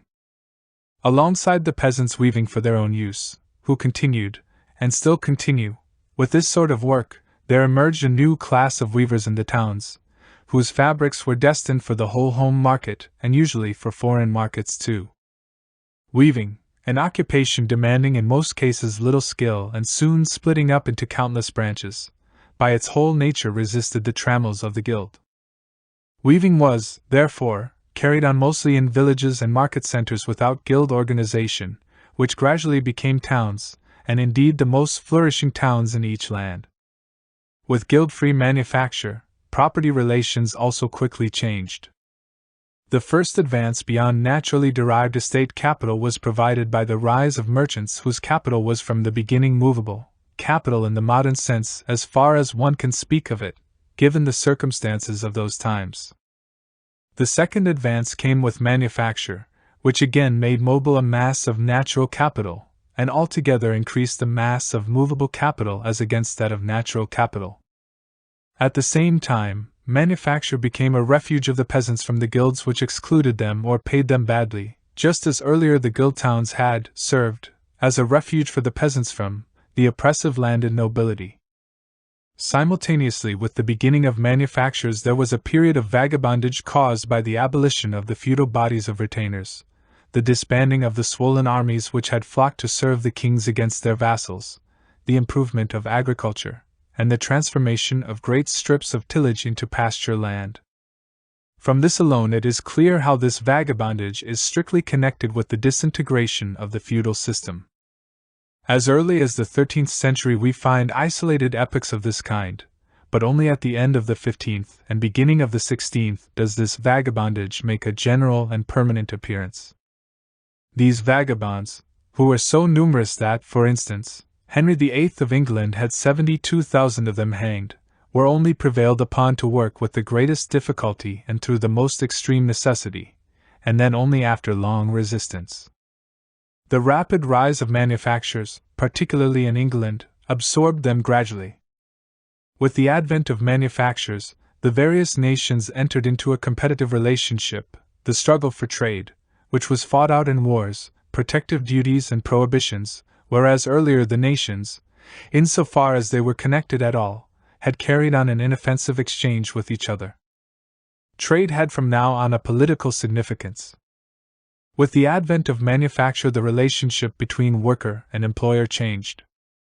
In the guilds, the patriarchal relationship between journeyman and master continued to exist. In manufacture, its place was taken by the monetary relation between worker and capitalist, a relationship which in the countryside and in small towns retained a patriarchal tinge, but in the larger, the real manufacturing towns, quite early lost almost all patriarchal complexion. Manufacture and the movement of production in general received an enormous impetus through the extension of commerce which came with the discovery of America and the sea route to the East Indies. The new products imported thence, particularly the masses of gold and silver which came into circulation and totally changed the position of the classes towards one another, dealing a hard blow to feudal landed property and to the workers. The expeditions of adventurers, colonization, and above all the extension of markets into a world market, which had now become possible and was daily becoming more and more a fact, called forth a new phase of historical development, into which in general we cannot here enter further. Through the colonization of the newly discovered countries, the commercial struggle of the nations amongst one another was given new fuel and accordingly greater extension and animosity. The expansion of trade and manufacture accelerated the accumulation of movable capital, while in the guilds, which were not stimulated to extend their production, natural capital remained stationary or even declined. Trade and manufacture created the big bourgeoisie. In the guilds was concentrated the petty bourgeoisie, which no longer was dominant in the towns as formerly, but had to bow to the might of the great merchants and manufacturers. Hence the decline of the guilds, as soon as they came into contact with manufacture. The intercourse of nations took on, in the epoch of which we have been speaking, two different forms. At first, the small quantity of gold and silver in circulation involved the ban on the export of these metals, an industry, for the most part imported from abroad and made necessary by the need for employing the growing urban population, could not do without those privileges which could be granted not only, of course, against home competition, but chiefly against foreign. The local guild privilege was in these original prohibitions extended over the whole nation.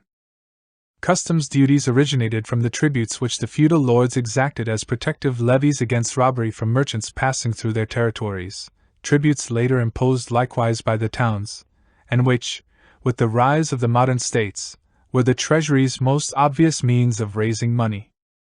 The appearance of American gold and silver on the European markets, the gradual development of industry, the rapid expansion of trade and the consequent rise of the non-guild bourgeoisie and of money, gave these measures another significance. The state, which was daily less and less able to do without money, now retained the ban on the export of gold and silver out of fiscal considerations. The bourgeois, for whom these masses of money which were hurled onto the market became the chief object of speculative buying, were thoroughly content with this. Privileges established earlier became a source of income for the government, and were sold for money. In the customs legislation there appeared the export duty, which, since it only placed a hindrance in the way of industry, had a purely fiscal aim. The second period began in the middle of the 17th century, and lasted almost to the end of the 18th. Commerce and navigation had expanded more rapidly than manufacture, which played a secondary role. The colonies were becoming considerable consumers, and after long struggles the separate nations shared out the opening world market among themselves. This period begins with the navigation laws and colonial monopolies. The competition of the nations among themselves was excluded as far as possible by tariffs, prohibitions, and treaties, and in the last resort the competitive struggle was carried on and decided by wars, especially naval wars. The mightiest maritime nation, the English, retained preponderance in trade and manufacture. Here, already, we find concentration in one country. Manufacture was all the time sheltered by protective duties in the home market, by monopolies in the colonial market, and abroad as much as possible by differential duties. The working up of home-produced material was encouraged, wool and linen in England, silk in France, the export of home-produced raw material forbidden, wool in England, and the working up of imported material neglected or suppressed, cotton in England. The nation dominant in sea trade and colonial power naturally secured for itself also the greatest quantitative and qualitative expansion of manufacture. Manufacture could not be carried on without protection, since, if the slightest change takes place in other countries, it can lose its market and be ruined. Under reasonably favorable conditions it may easily be introduced into a country, but for this very reason can easily be destroyed. At the same time, through the mode in which it is carried on, particularly in the 18th century, in the countryside, it is to such an extent interwoven with the vital relationships of a great mass of individuals, that no country dare jeopardize its existence by permitting free competition. Insofar as it manages to export, it therefore depends entirely on the extension or restriction of commerce, and exercises a relatively very small reaction on the latter. Hence its secondary importance, and the influence of the merchants in the 18th century. It was the merchants, and especially the shippers, who more than anybody else pressed for state protection and monopolies. The manufacturers also demanded and indeed received protection, but all the time were inferior in political importance to the merchants. The commercial towns, particularly the maritime towns, became to some extent civilized and acquired the outlook of the big bourgeoisie, but in the factory towns an extreme petty bourgeois outlook persisted. Cf. Aiken, etc. The 18th century was the century of trade. Pinto says this expressly: Le commerce fait la mérite du siècle. And, depuis quelques temps il n'est plus question que de commerce, de navigation et de marine. Commerce is the rage of the century. For some time now people have been talking only about commerce, navigation, and the navy. Ed.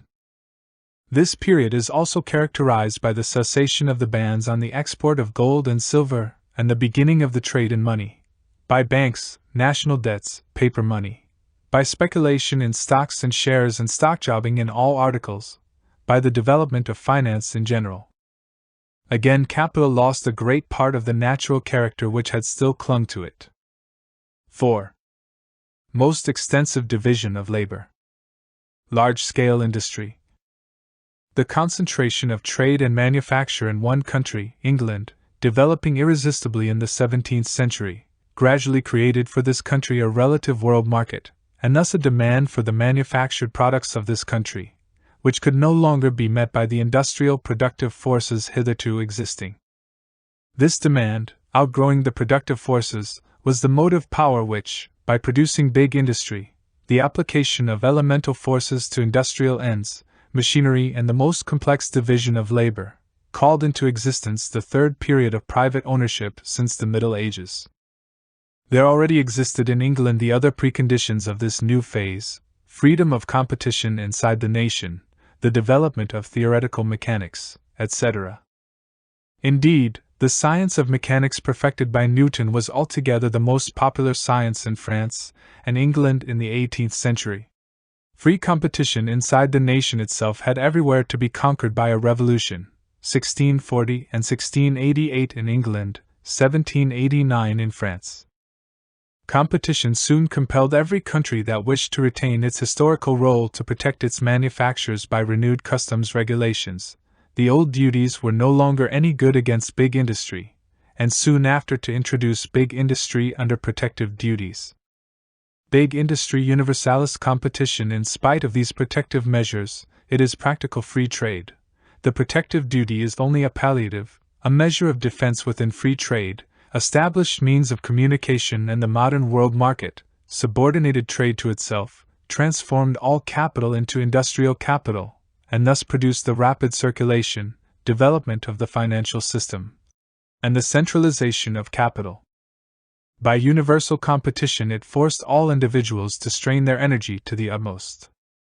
It destroyed as far as possible ideology, religion, morality, etc., and where it could not do this, made them into a palpable lie. It produced world history for the first time, insofar as it made all civilized nations and every individual member of them dependent for the satisfaction of their wants on the whole world, thus destroying the former natural exclusiveness of separate nations. It made natural science subservient to capital and took from the division of labor the last semblance of its natural character. It destroyed natural growth in general, as far as this is possible while labor exists, and resolved all natural relationships into money relationships. In the place of naturally grown towns, it created the modern, large industrial cities which have sprung up overnight. Wherever it penetrated, it destroyed the crafts and all earlier stages of industry. It completed the victory of the commercial town over the countryside. Its first premise was the automatic system. Its development produced a mass of productive forces for which private property became just as much a fetter as the guild had been for manufacture and the small, rural workshop for the developing craft. These productive forces received under the system of private property a one-sided development only, and became for the majority destructive forces. Moreover, a great multitude of such forces could find no application at all within this system. Generally speaking, big industry created everywhere the same relations between the classes of society, and thus destroyed the peculiar individuality of the various nationalities.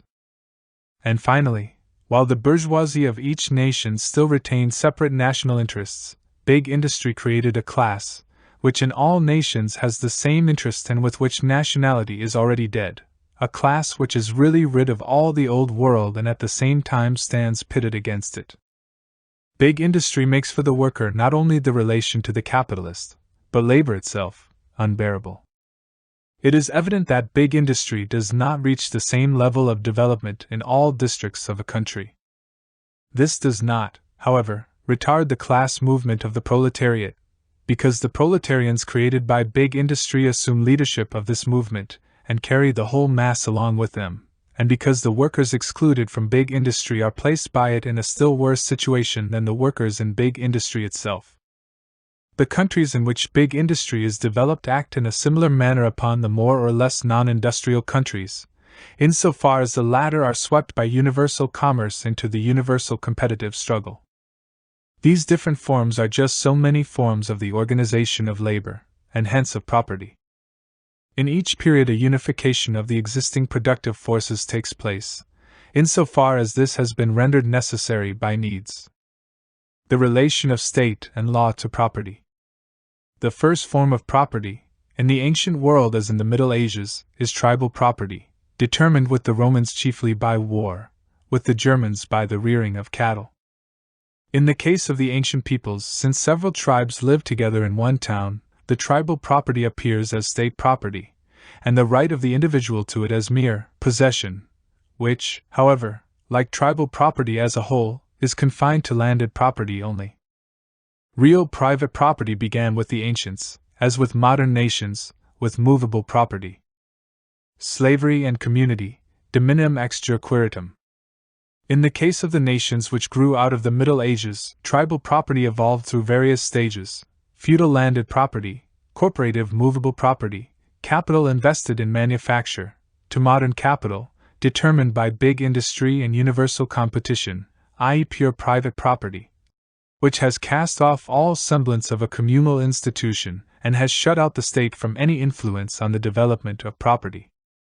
To this modern private property corresponds the modern state, which, purchased gradually by the owners of property by means of taxation, has fallen entirely into their hands through the national debt, and its existence has become wholly dependent on the commercial credit which the owners of property, the bourgeois, extend to it, as reflected in the rise and fall of state funds on the stock exchange.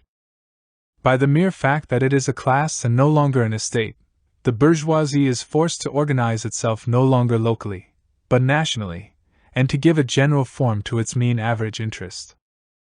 Through the emancipation of private property from the community, the state has become a separate entity, beside and outside civil society, but it is nothing more than the form of organization which the bourgeois necessarily adopt both for internal and external purposes, for the mutual guarantee of their property and interests. The independence of the state is only found nowadays in those countries where the estates have not yet completely developed into classes, where the estates, done away with in more advanced countries, still have a part to play, and where there exists a mixture. Countries, that is to say, in which no one section of the population can achieve dominance over the others. This is the case particularly in Germany. The most perfect example of the modern state is North America. The modern French, English, and American writers all express the opinion that the state exists only for the sake of private property, so that this fact has penetrated into the consciousness of the normal man. Since the state is the form in which the individuals of a ruling class assert their common interests, and in which the whole civil society of an epoch is epitomized, it follows that the state mediates in the formation of all common institutions, and that the institutions receive a political form. Hence the illusion that law is based on the will, and indeed on the will divorced from its real basis, on free will. Similarly, justice is in its turn reduced to the actual laws. Civil law develops simultaneously with private property out of the disintegration of the natural community.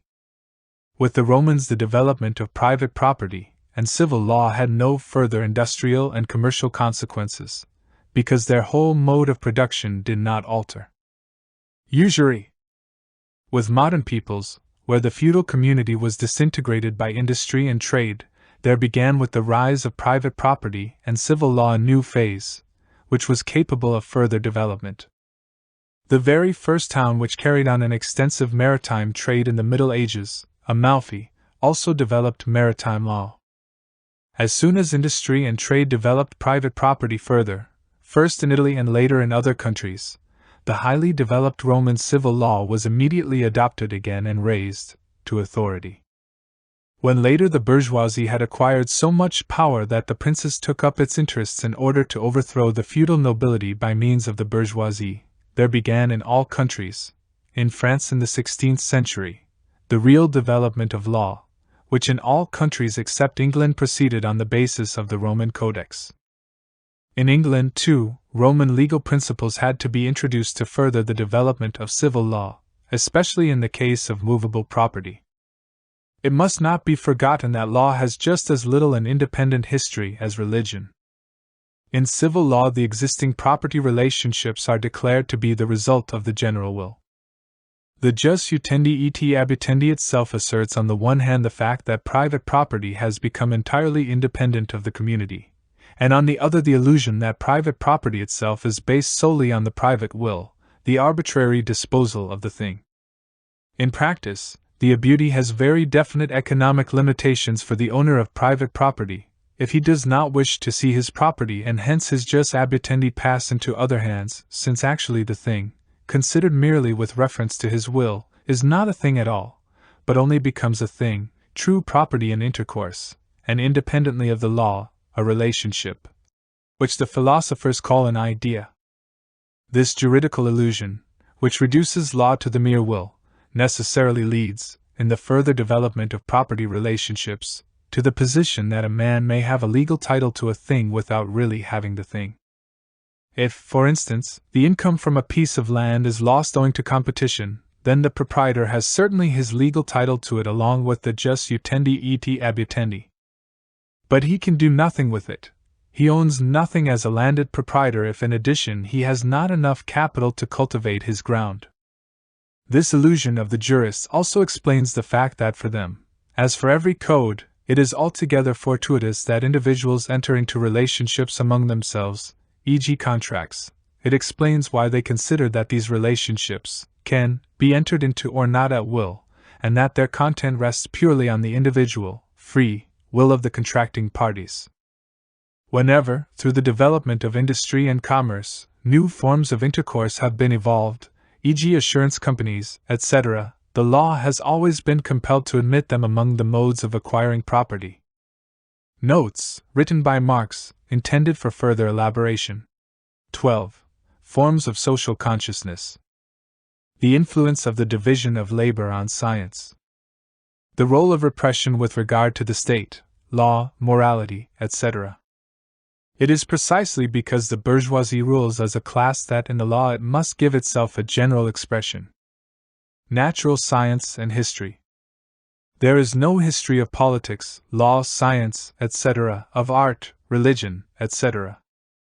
Marginal note by Marx to the community, as it appears in the ancient state, in feudalism and in the absolute monarchy. To this bond correspond especially the religious conceptions. Why the ideologists turn everything upside down. Clerics, jurists, politicians. Jurists, politicians, statesmen in general, moralists, clerics. For this ideological subdivision within a class, 1. The occupation assumes an independent existence owing to division of labor. Everyone believes his craft to be the true one. Illusions regarding the connection between their craft and reality are the more likely to be cherished by them because of the very nature of the craft. In consciousness, in jurisprudence, politics, etc., relations become concepts. Since they do not go beyond these relations, the concepts of the relations also become fixed concepts in their mind. The judge, for example, applies the code, he therefore regards legislation as the real, active driving force. Respect for their goods, because their craft deals with general matters. Idea of law. Idea of state. The matter is turned upside down in ordinary consciousness. Religion is from the outset consciousness of the transcendental arising from actually existing forces. This more popularly. Tradition, with regard to law, religion, etc. Individuals always proceeded, and always proceed, from themselves. Their relations are the relations of their real life process. How does it happen that their relations assume an independent existence over against them? And that the forces of their own life become superior to them? In short, division of labor, the level of which depends on the development of the productive power at any particular time. Landed property. Communal property. Feudal. Modern. Estate property. Manufacturing property. Industrial capital. D.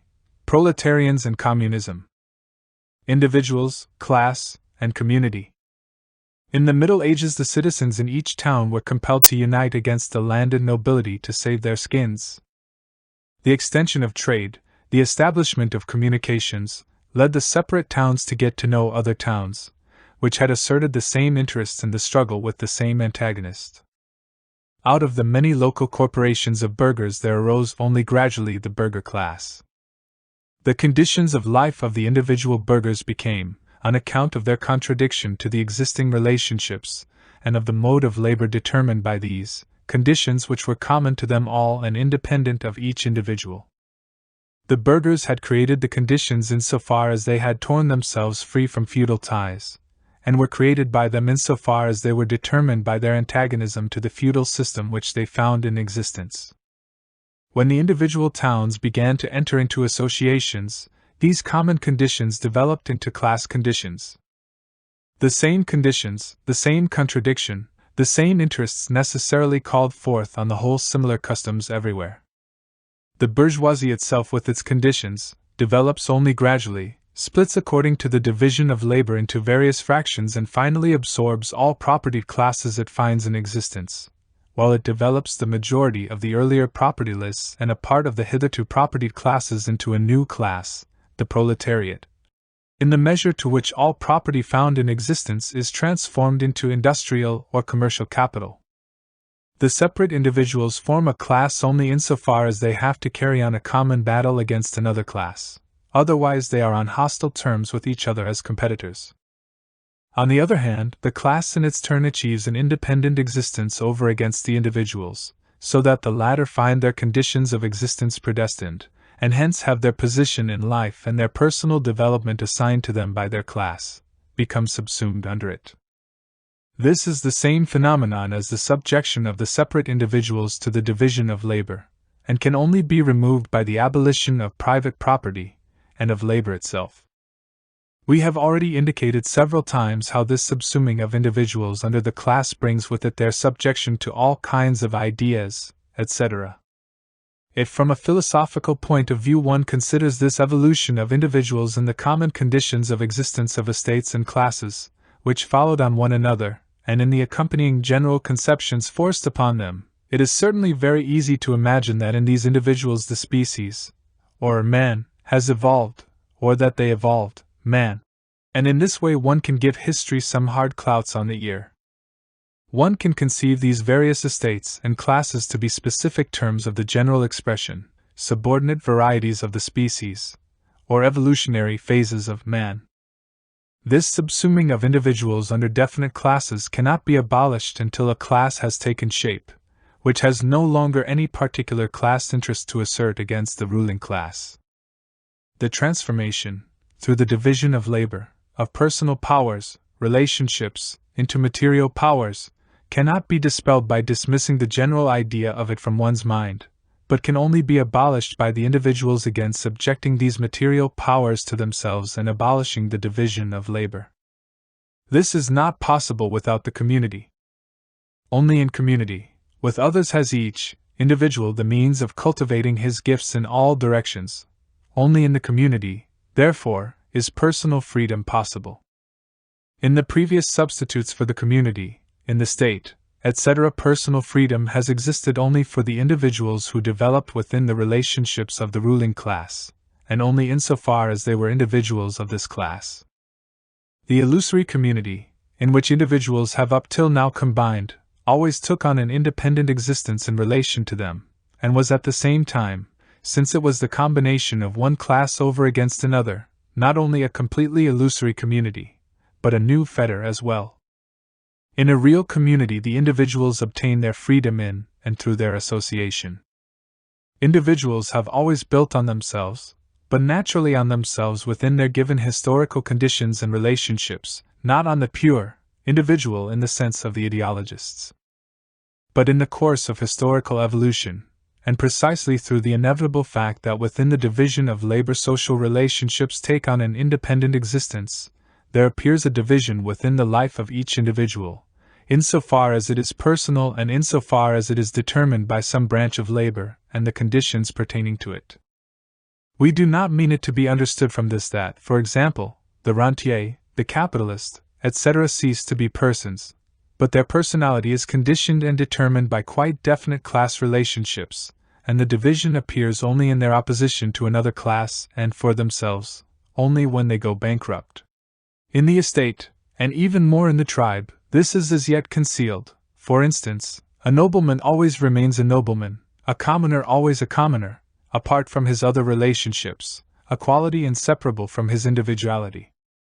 The division between the personal and the class individual, the accidental nature of the conditions of life for the individual, appears only with the emergence of the class, which is itself a product of the bourgeoisie.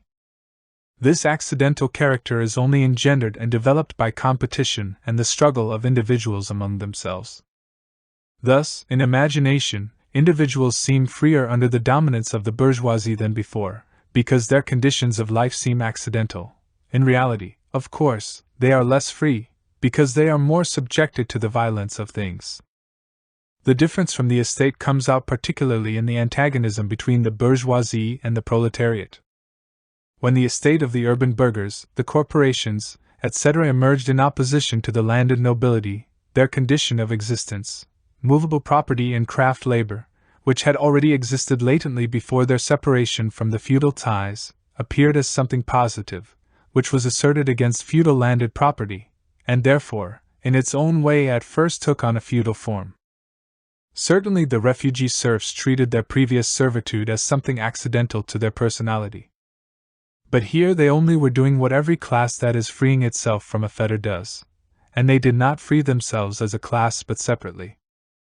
Moreover, they did not rise above the system of estates, but only formed a new estate, retaining their previous mode of labor even in their new situation, and developing it further by freeing it from its earlier fetters, which no longer corresponded to the development already attained.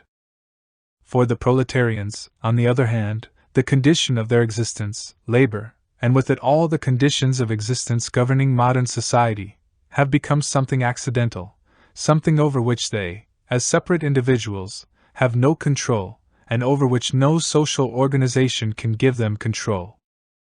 The contradiction between the individuality of each separate proletarian and labor, the condition of life forced upon him, becomes evident to him himself, for he is sacrificed from youth upwards and, within his own class, has no chance of arriving at the conditions which would place him in the other class.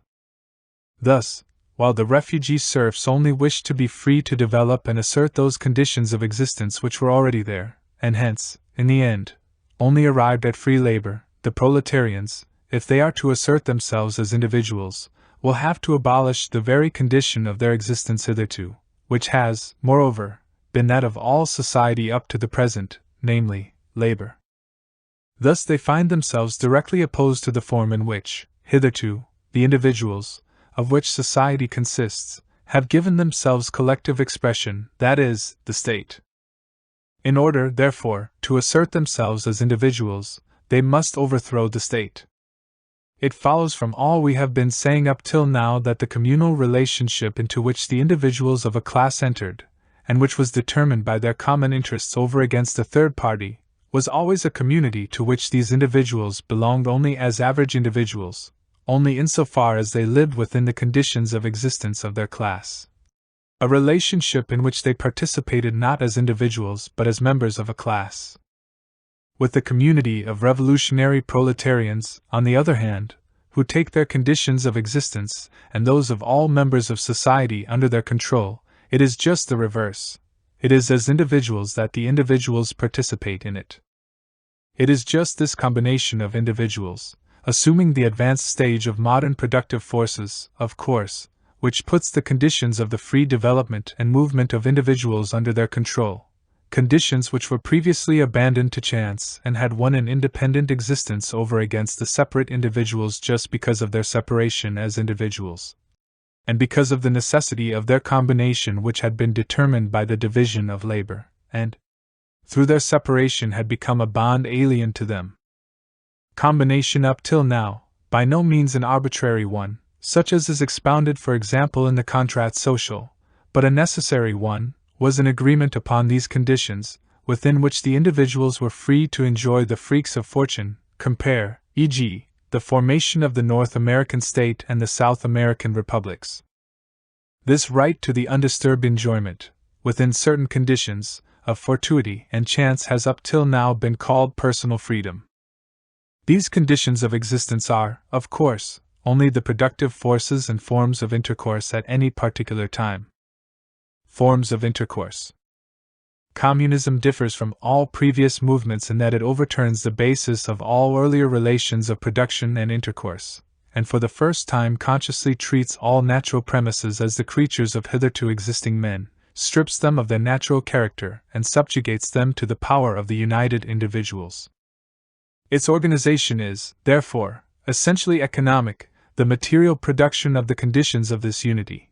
It turns existing conditions into conditions of unity. The reality, which communism is creating, is precisely the true basis for rendering it impossible that anything should exist independently of individuals, insofar as reality is only a product of the preceding intercourse of individuals themselves. Thus the communists in practice treat the conditions created up to now by production and intercourse as inorganic conditions, without, however, imagining that it was the plan or the destiny of previous generations to give them material, and without believing that these conditions were inorganic for the individuals creating them. Contradiction between individuals and their conditions of life as contradiction between productive forces and the form of intercourse. The difference between the individual as a person and what is accidental to him is not a conceptual difference but an historical fact. This distinction has a different significance at different times, e.g. the estate as something accidental to the individual in the 18th century, the family more or less too. It is not a distinction that we have to make for each age, but one which each age makes itself from among the different elements which it finds in existence, and indeed not according to any theory, but compelled by material collisions in life.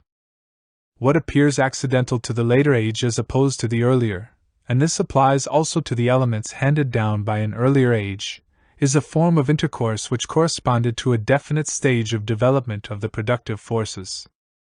The relation of the productive forces to the form of intercourse is the relation of the form of intercourse to the occupation or activity of the individuals.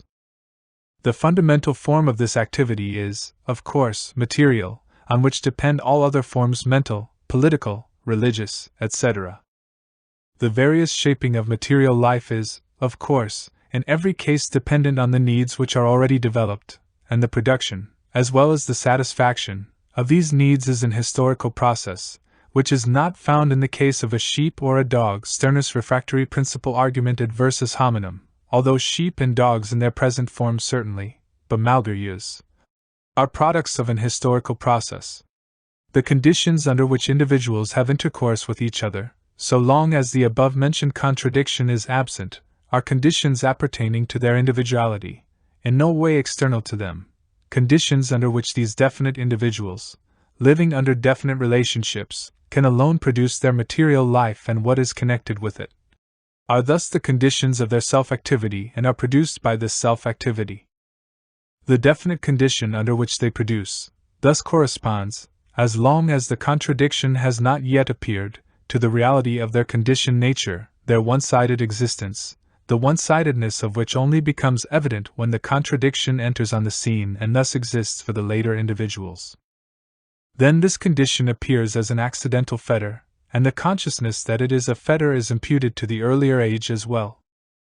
These various conditions, which appear first as conditions of self-activity, later as fetters upon it, form in the whole evolution of history a coherent series of forms of intercourse, the coherence of which consists in this: in the place of an earlier form of intercourse, which has become a fetter, a new one is put, corresponding to the more developed productive forces and hence to the advanced mode of the self-activity of individuals, a form which in its turn becomes a fetter and is then replaced by another.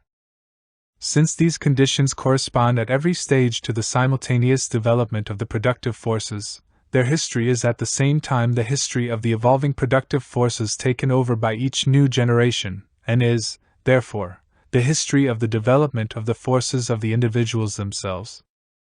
Since this evolution takes place naturally, i.e., is not subordinated to a general plan of freely combined individuals, it proceeds from various localities, tribes, nations, branches of labor, etc., each of which to start with develops independently of the others and only gradually enters into relation with the others. Furthermore, it takes place only very slowly. The various stages and interests are never completely overcome, but only subordinated to the prevailing interest and trail along beside the latter for centuries afterwards. It follows from this that within a nation itself the individuals, even apart from their pecuniary circumstances, have quite different developments, and that an earlier interest, the peculiar form of intercourse of which has already been ousted by that belonging to a later interest, remains for a long time afterwards in possession of a traditional power in the illusory community, state, law, which has one in existence independent of the individuals, a power which in the last resort can only be broken by a revolution. This explains why, with reference to individual points which allow of a more general summing up, consciousness can sometimes appear further advanced than the contemporary empirical relationships, so that in the struggles of a later epoch one can refer to earlier theoreticians as authorities. On the other hand, in countries which, like North America, begin in an already advanced historical epoch, the development proceeds very rapidly. Such countries have no other natural premises than the individuals, who settled there and were led to do so because the forms of intercourse of the old countries did not correspond to their wants. Thus they begin with the most advanced individuals of the old countries, and therefore, with the correspondingly most advanced form of intercourse, before this form of intercourse has been able to establish itself in the old countries. This is the case with all colonies, insofar as they are not mere military or trading stations. Carthage, the Greek colonies, and Iceland in the 11th and 12th centuries, provide examples of this. A similar relationship issues from conquest, when a form of intercourse which has evolved on another soil is brought over complete to the conquered country, whereas in its home it was still encumbered with interests and relationships left over from earlier periods. Here it can and must be established completely and without hindrance, if only to assure the conqueror's lasting power. England and Naples after the Norman conquest, when they received the most perfect form of feudal organization. 5. The contradiction between the productive forces and the form of intercourse as the basis for social revolution. This contradiction between the productive forces and the form of intercourse, which, as we saw, has occurred several times in past history, without, however, endangering the basis, necessarily on each occasion burst out in a revolution, taking on at the same time various subsidiary forms, such as all-embracing collisions of various classes, contradiction of consciousness, battle of ideas, etc., political conflict, etc. From a narrow point of view, one may isolate one of these subsidiary forms and consider it as the basis of these revolutions, and this is all the more easy as the individuals who started the revolutions had illusions about their own activity according to their degree of culture and the stage of historical development. Thus, all collisions in history have their origin, according to our view, in the contradiction between the productive forces and the form of intercourse. Incidentally, to lead to collisions in a country, this contradiction need not necessarily have reached its extreme limit in this particular country. The competition with industrially more advanced countries, brought about by the expansion of international intercourse, is sufficient to produce a similar contradiction in countries with a backward industry, e.g., the latent proletariat in Germany brought into view by the competition of English industry. Conquest. This whole interpretation of history appears to be contradicted by the fact of conquest. Up till now, violence, war, pillage, murder, and robbery, etc., have been accepted as the driving force of history. Here we must limit ourselves to the chief points and take, therefore, only the most striking example: the destruction of an old civilization by a barbarous people and the resulting formation of an entirely new organization of society. Rome and the barbarians, feudalism and Gaul, the Byzantine Empire and the Turks. With the conquering barbarian people, war itself is still, as indicated above, a regular form of intercourse, which is the more eagerly exploited as the increase in population together with the traditional and, for it, the only possible, crude mode of production gives rise to the need for new means of production. In Italy, on the other hand, the concentration of landed property, caused not only by buying up and indebtedness but also by inheritance, since loose living being rife and marriage rare, the old families gradually died out and their possessions fell into the hands of a few, and its conversion into grazing land.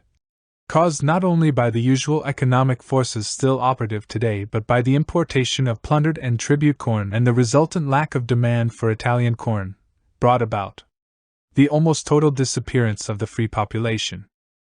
The very slaves died out again and again, and had constantly to be replaced by new ones.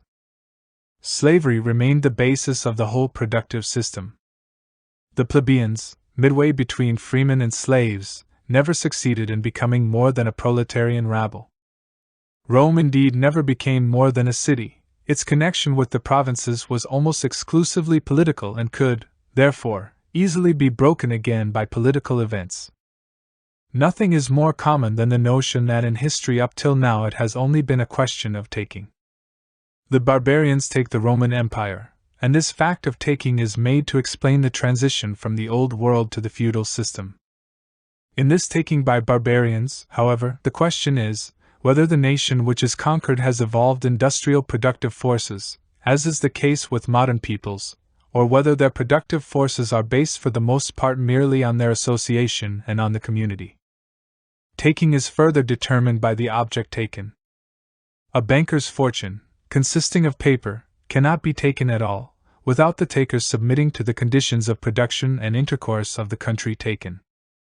Similarly, the total industrial capital of a modern industrial country. And finally, everywhere there is very soon an end to taking, and when there is nothing more to take, you have to set about producing. From this necessity of producing, which very soon asserts itself, it follows that the form of community adopted by the settling conquerors must correspond to the stage of development of the productive forces they find in existence. Or, if this is not the case from the start, it must change according to the productive forces. By this, too, is explained the fact, which people profess to have noticed everywhere in the period following the migration of the peoples, namely, that the servant was master, and that the conquerors very soon took over language, culture, and manners from the conquered. The feudal system was by no means brought complete from Germany, but had its origin, as far as the conquerors were concerned, in the martial organization of the army during the actual conquest, and this only evolved after the conquest into the feudal system proper through the action of the productive forces found in the conquered countries. To what an extent this form was determined by the productive forces is shown by the abortive attempts to realize other forms derived from reminiscences of ancient Rome, Charlemagne, etc. Contradictions of big industry, revolution. Our investigation hitherto started from the instruments of production, and it has already shown that private property was a necessity for certain industrial stages. In industry, extractive private property still coincides with labor. In small industry and all agriculture up till now, property is the necessary consequence of the existing instruments of production.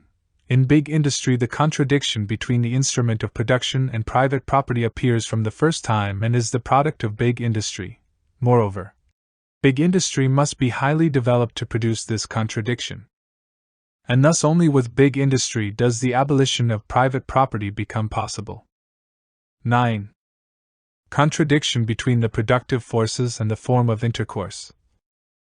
In big industry and competition, the whole mass of conditions of existence, limitations, biases of individuals, are fused together into the two simplest forms, private property and labor. With money, every form of intercourse, and intercourse itself, is considered fortuitous for the individuals.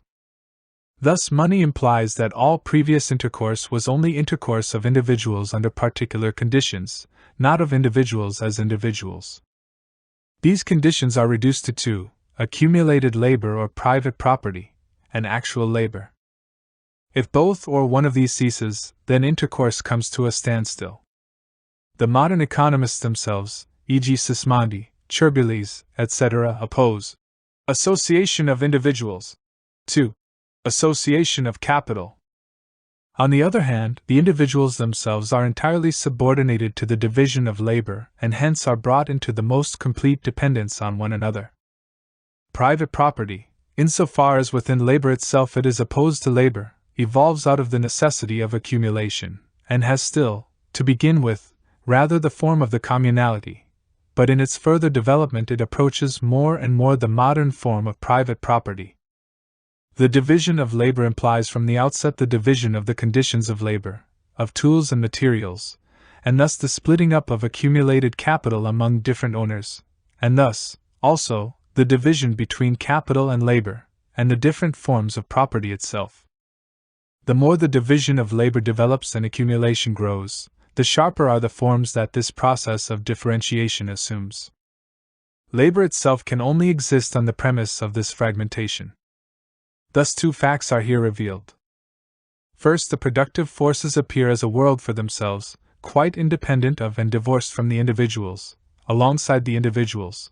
The reason for this is that the individuals, whose forces they are, exist split up and in opposition to one another, whilst, on the other hand, these forces are only real forces in the intercourse and association of these individuals.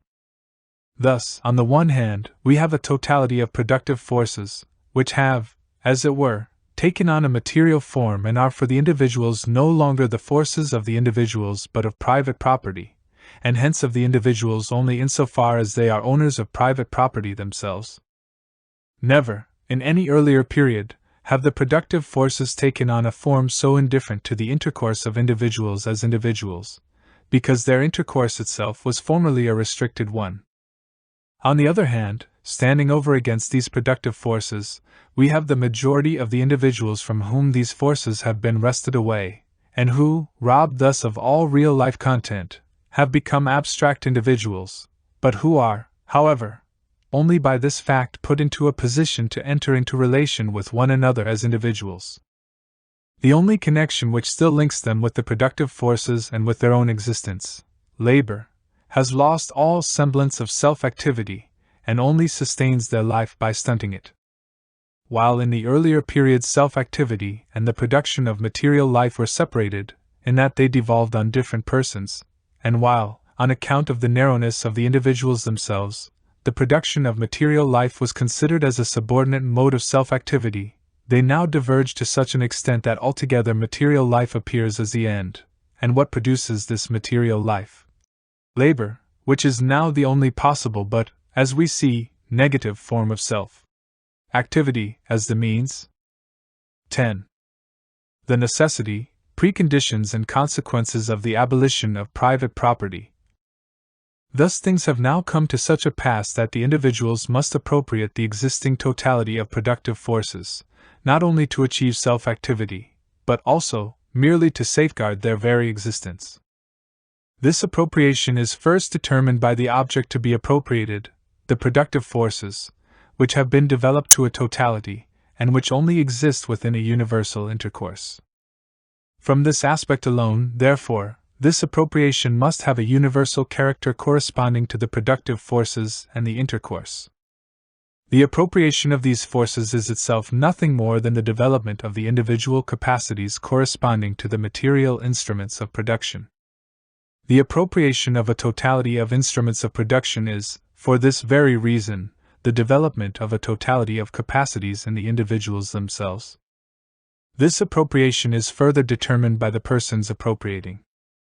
Only the proletarians of the present day, who are completely shut off from all self-activity, are in a position to achieve a complete and no longer restricted self-activity, which consists in the appropriation of a totality of productive forces and in the thus postulated development of a totality of capacities. All earlier revolutionary appropriations were restricted. Individuals, whose self-activity was restricted by a crude instrument of production and a limited intercourse, appropriated this crude instrument of production, and hence merely achieved a new state of limitation. Their instrument of production became their property, but they themselves remained subordinate to the division of labor and their own instrument of production. In all expropriations up to now, a mass of individuals remained subservient to a single instrument of production. In the appropriation by the proletarians, a mass of instruments of production must be made subject to each individual, and property to all. Modern universal intercourse can be controlled by individuals, therefore, only when controlled by all. This appropriation is further determined by the manner in which it must be effected. It can only be effected through a union, which by the character of the proletariat itself can again only be a universal one, and through a revolution, in which, on the one hand, the power of the earlier mode of production and intercourse and social organization is overthrown, and on the other hand, there develops the universal character and the energy of the proletariat, without which the revolution cannot be accomplished, and in which, further, the proletariat rids itself of everything that still clings to it from its previous position in society. Only at this stage does self-activity coincide with material life, which corresponds to the development of individuals into complete individuals, and the casting off of all natural limitations. The transformation of labor into self-activity corresponds to the transformation of the earlier limited intercourse into the intercourse of individuals as such. With the appropriation of the total productive forces through united individuals, private property comes to an end. Whilst previously in history a particular condition always appeared as accidental, now the isolation of individuals and the particular private gain of each man have themselves become accidental. The individuals, who are no longer subject to the division of labor, have been conceived by the philosophers as an ideal, under the name man. They have conceived the whole process which we have outlined as the evolutionary process of man, so that at every historical stage, man was substituted for the individuals and shown as the motive force of history. The whole process was thus conceived as a process of the self-estrangement of man, and this was essentially due to the fact that the average individual of the later stage was always foisted on to the earlier stage, and the consciousness of a later age on to the individuals of an earlier. Through this inversion, which from the first is an abstract image of the actual conditions, it was possible to transform the whole of history into an evolutionary process of consciousness. The necessity of the communist revolution. Finally, from the conception of history we have sketched, we obtain these further conclusions.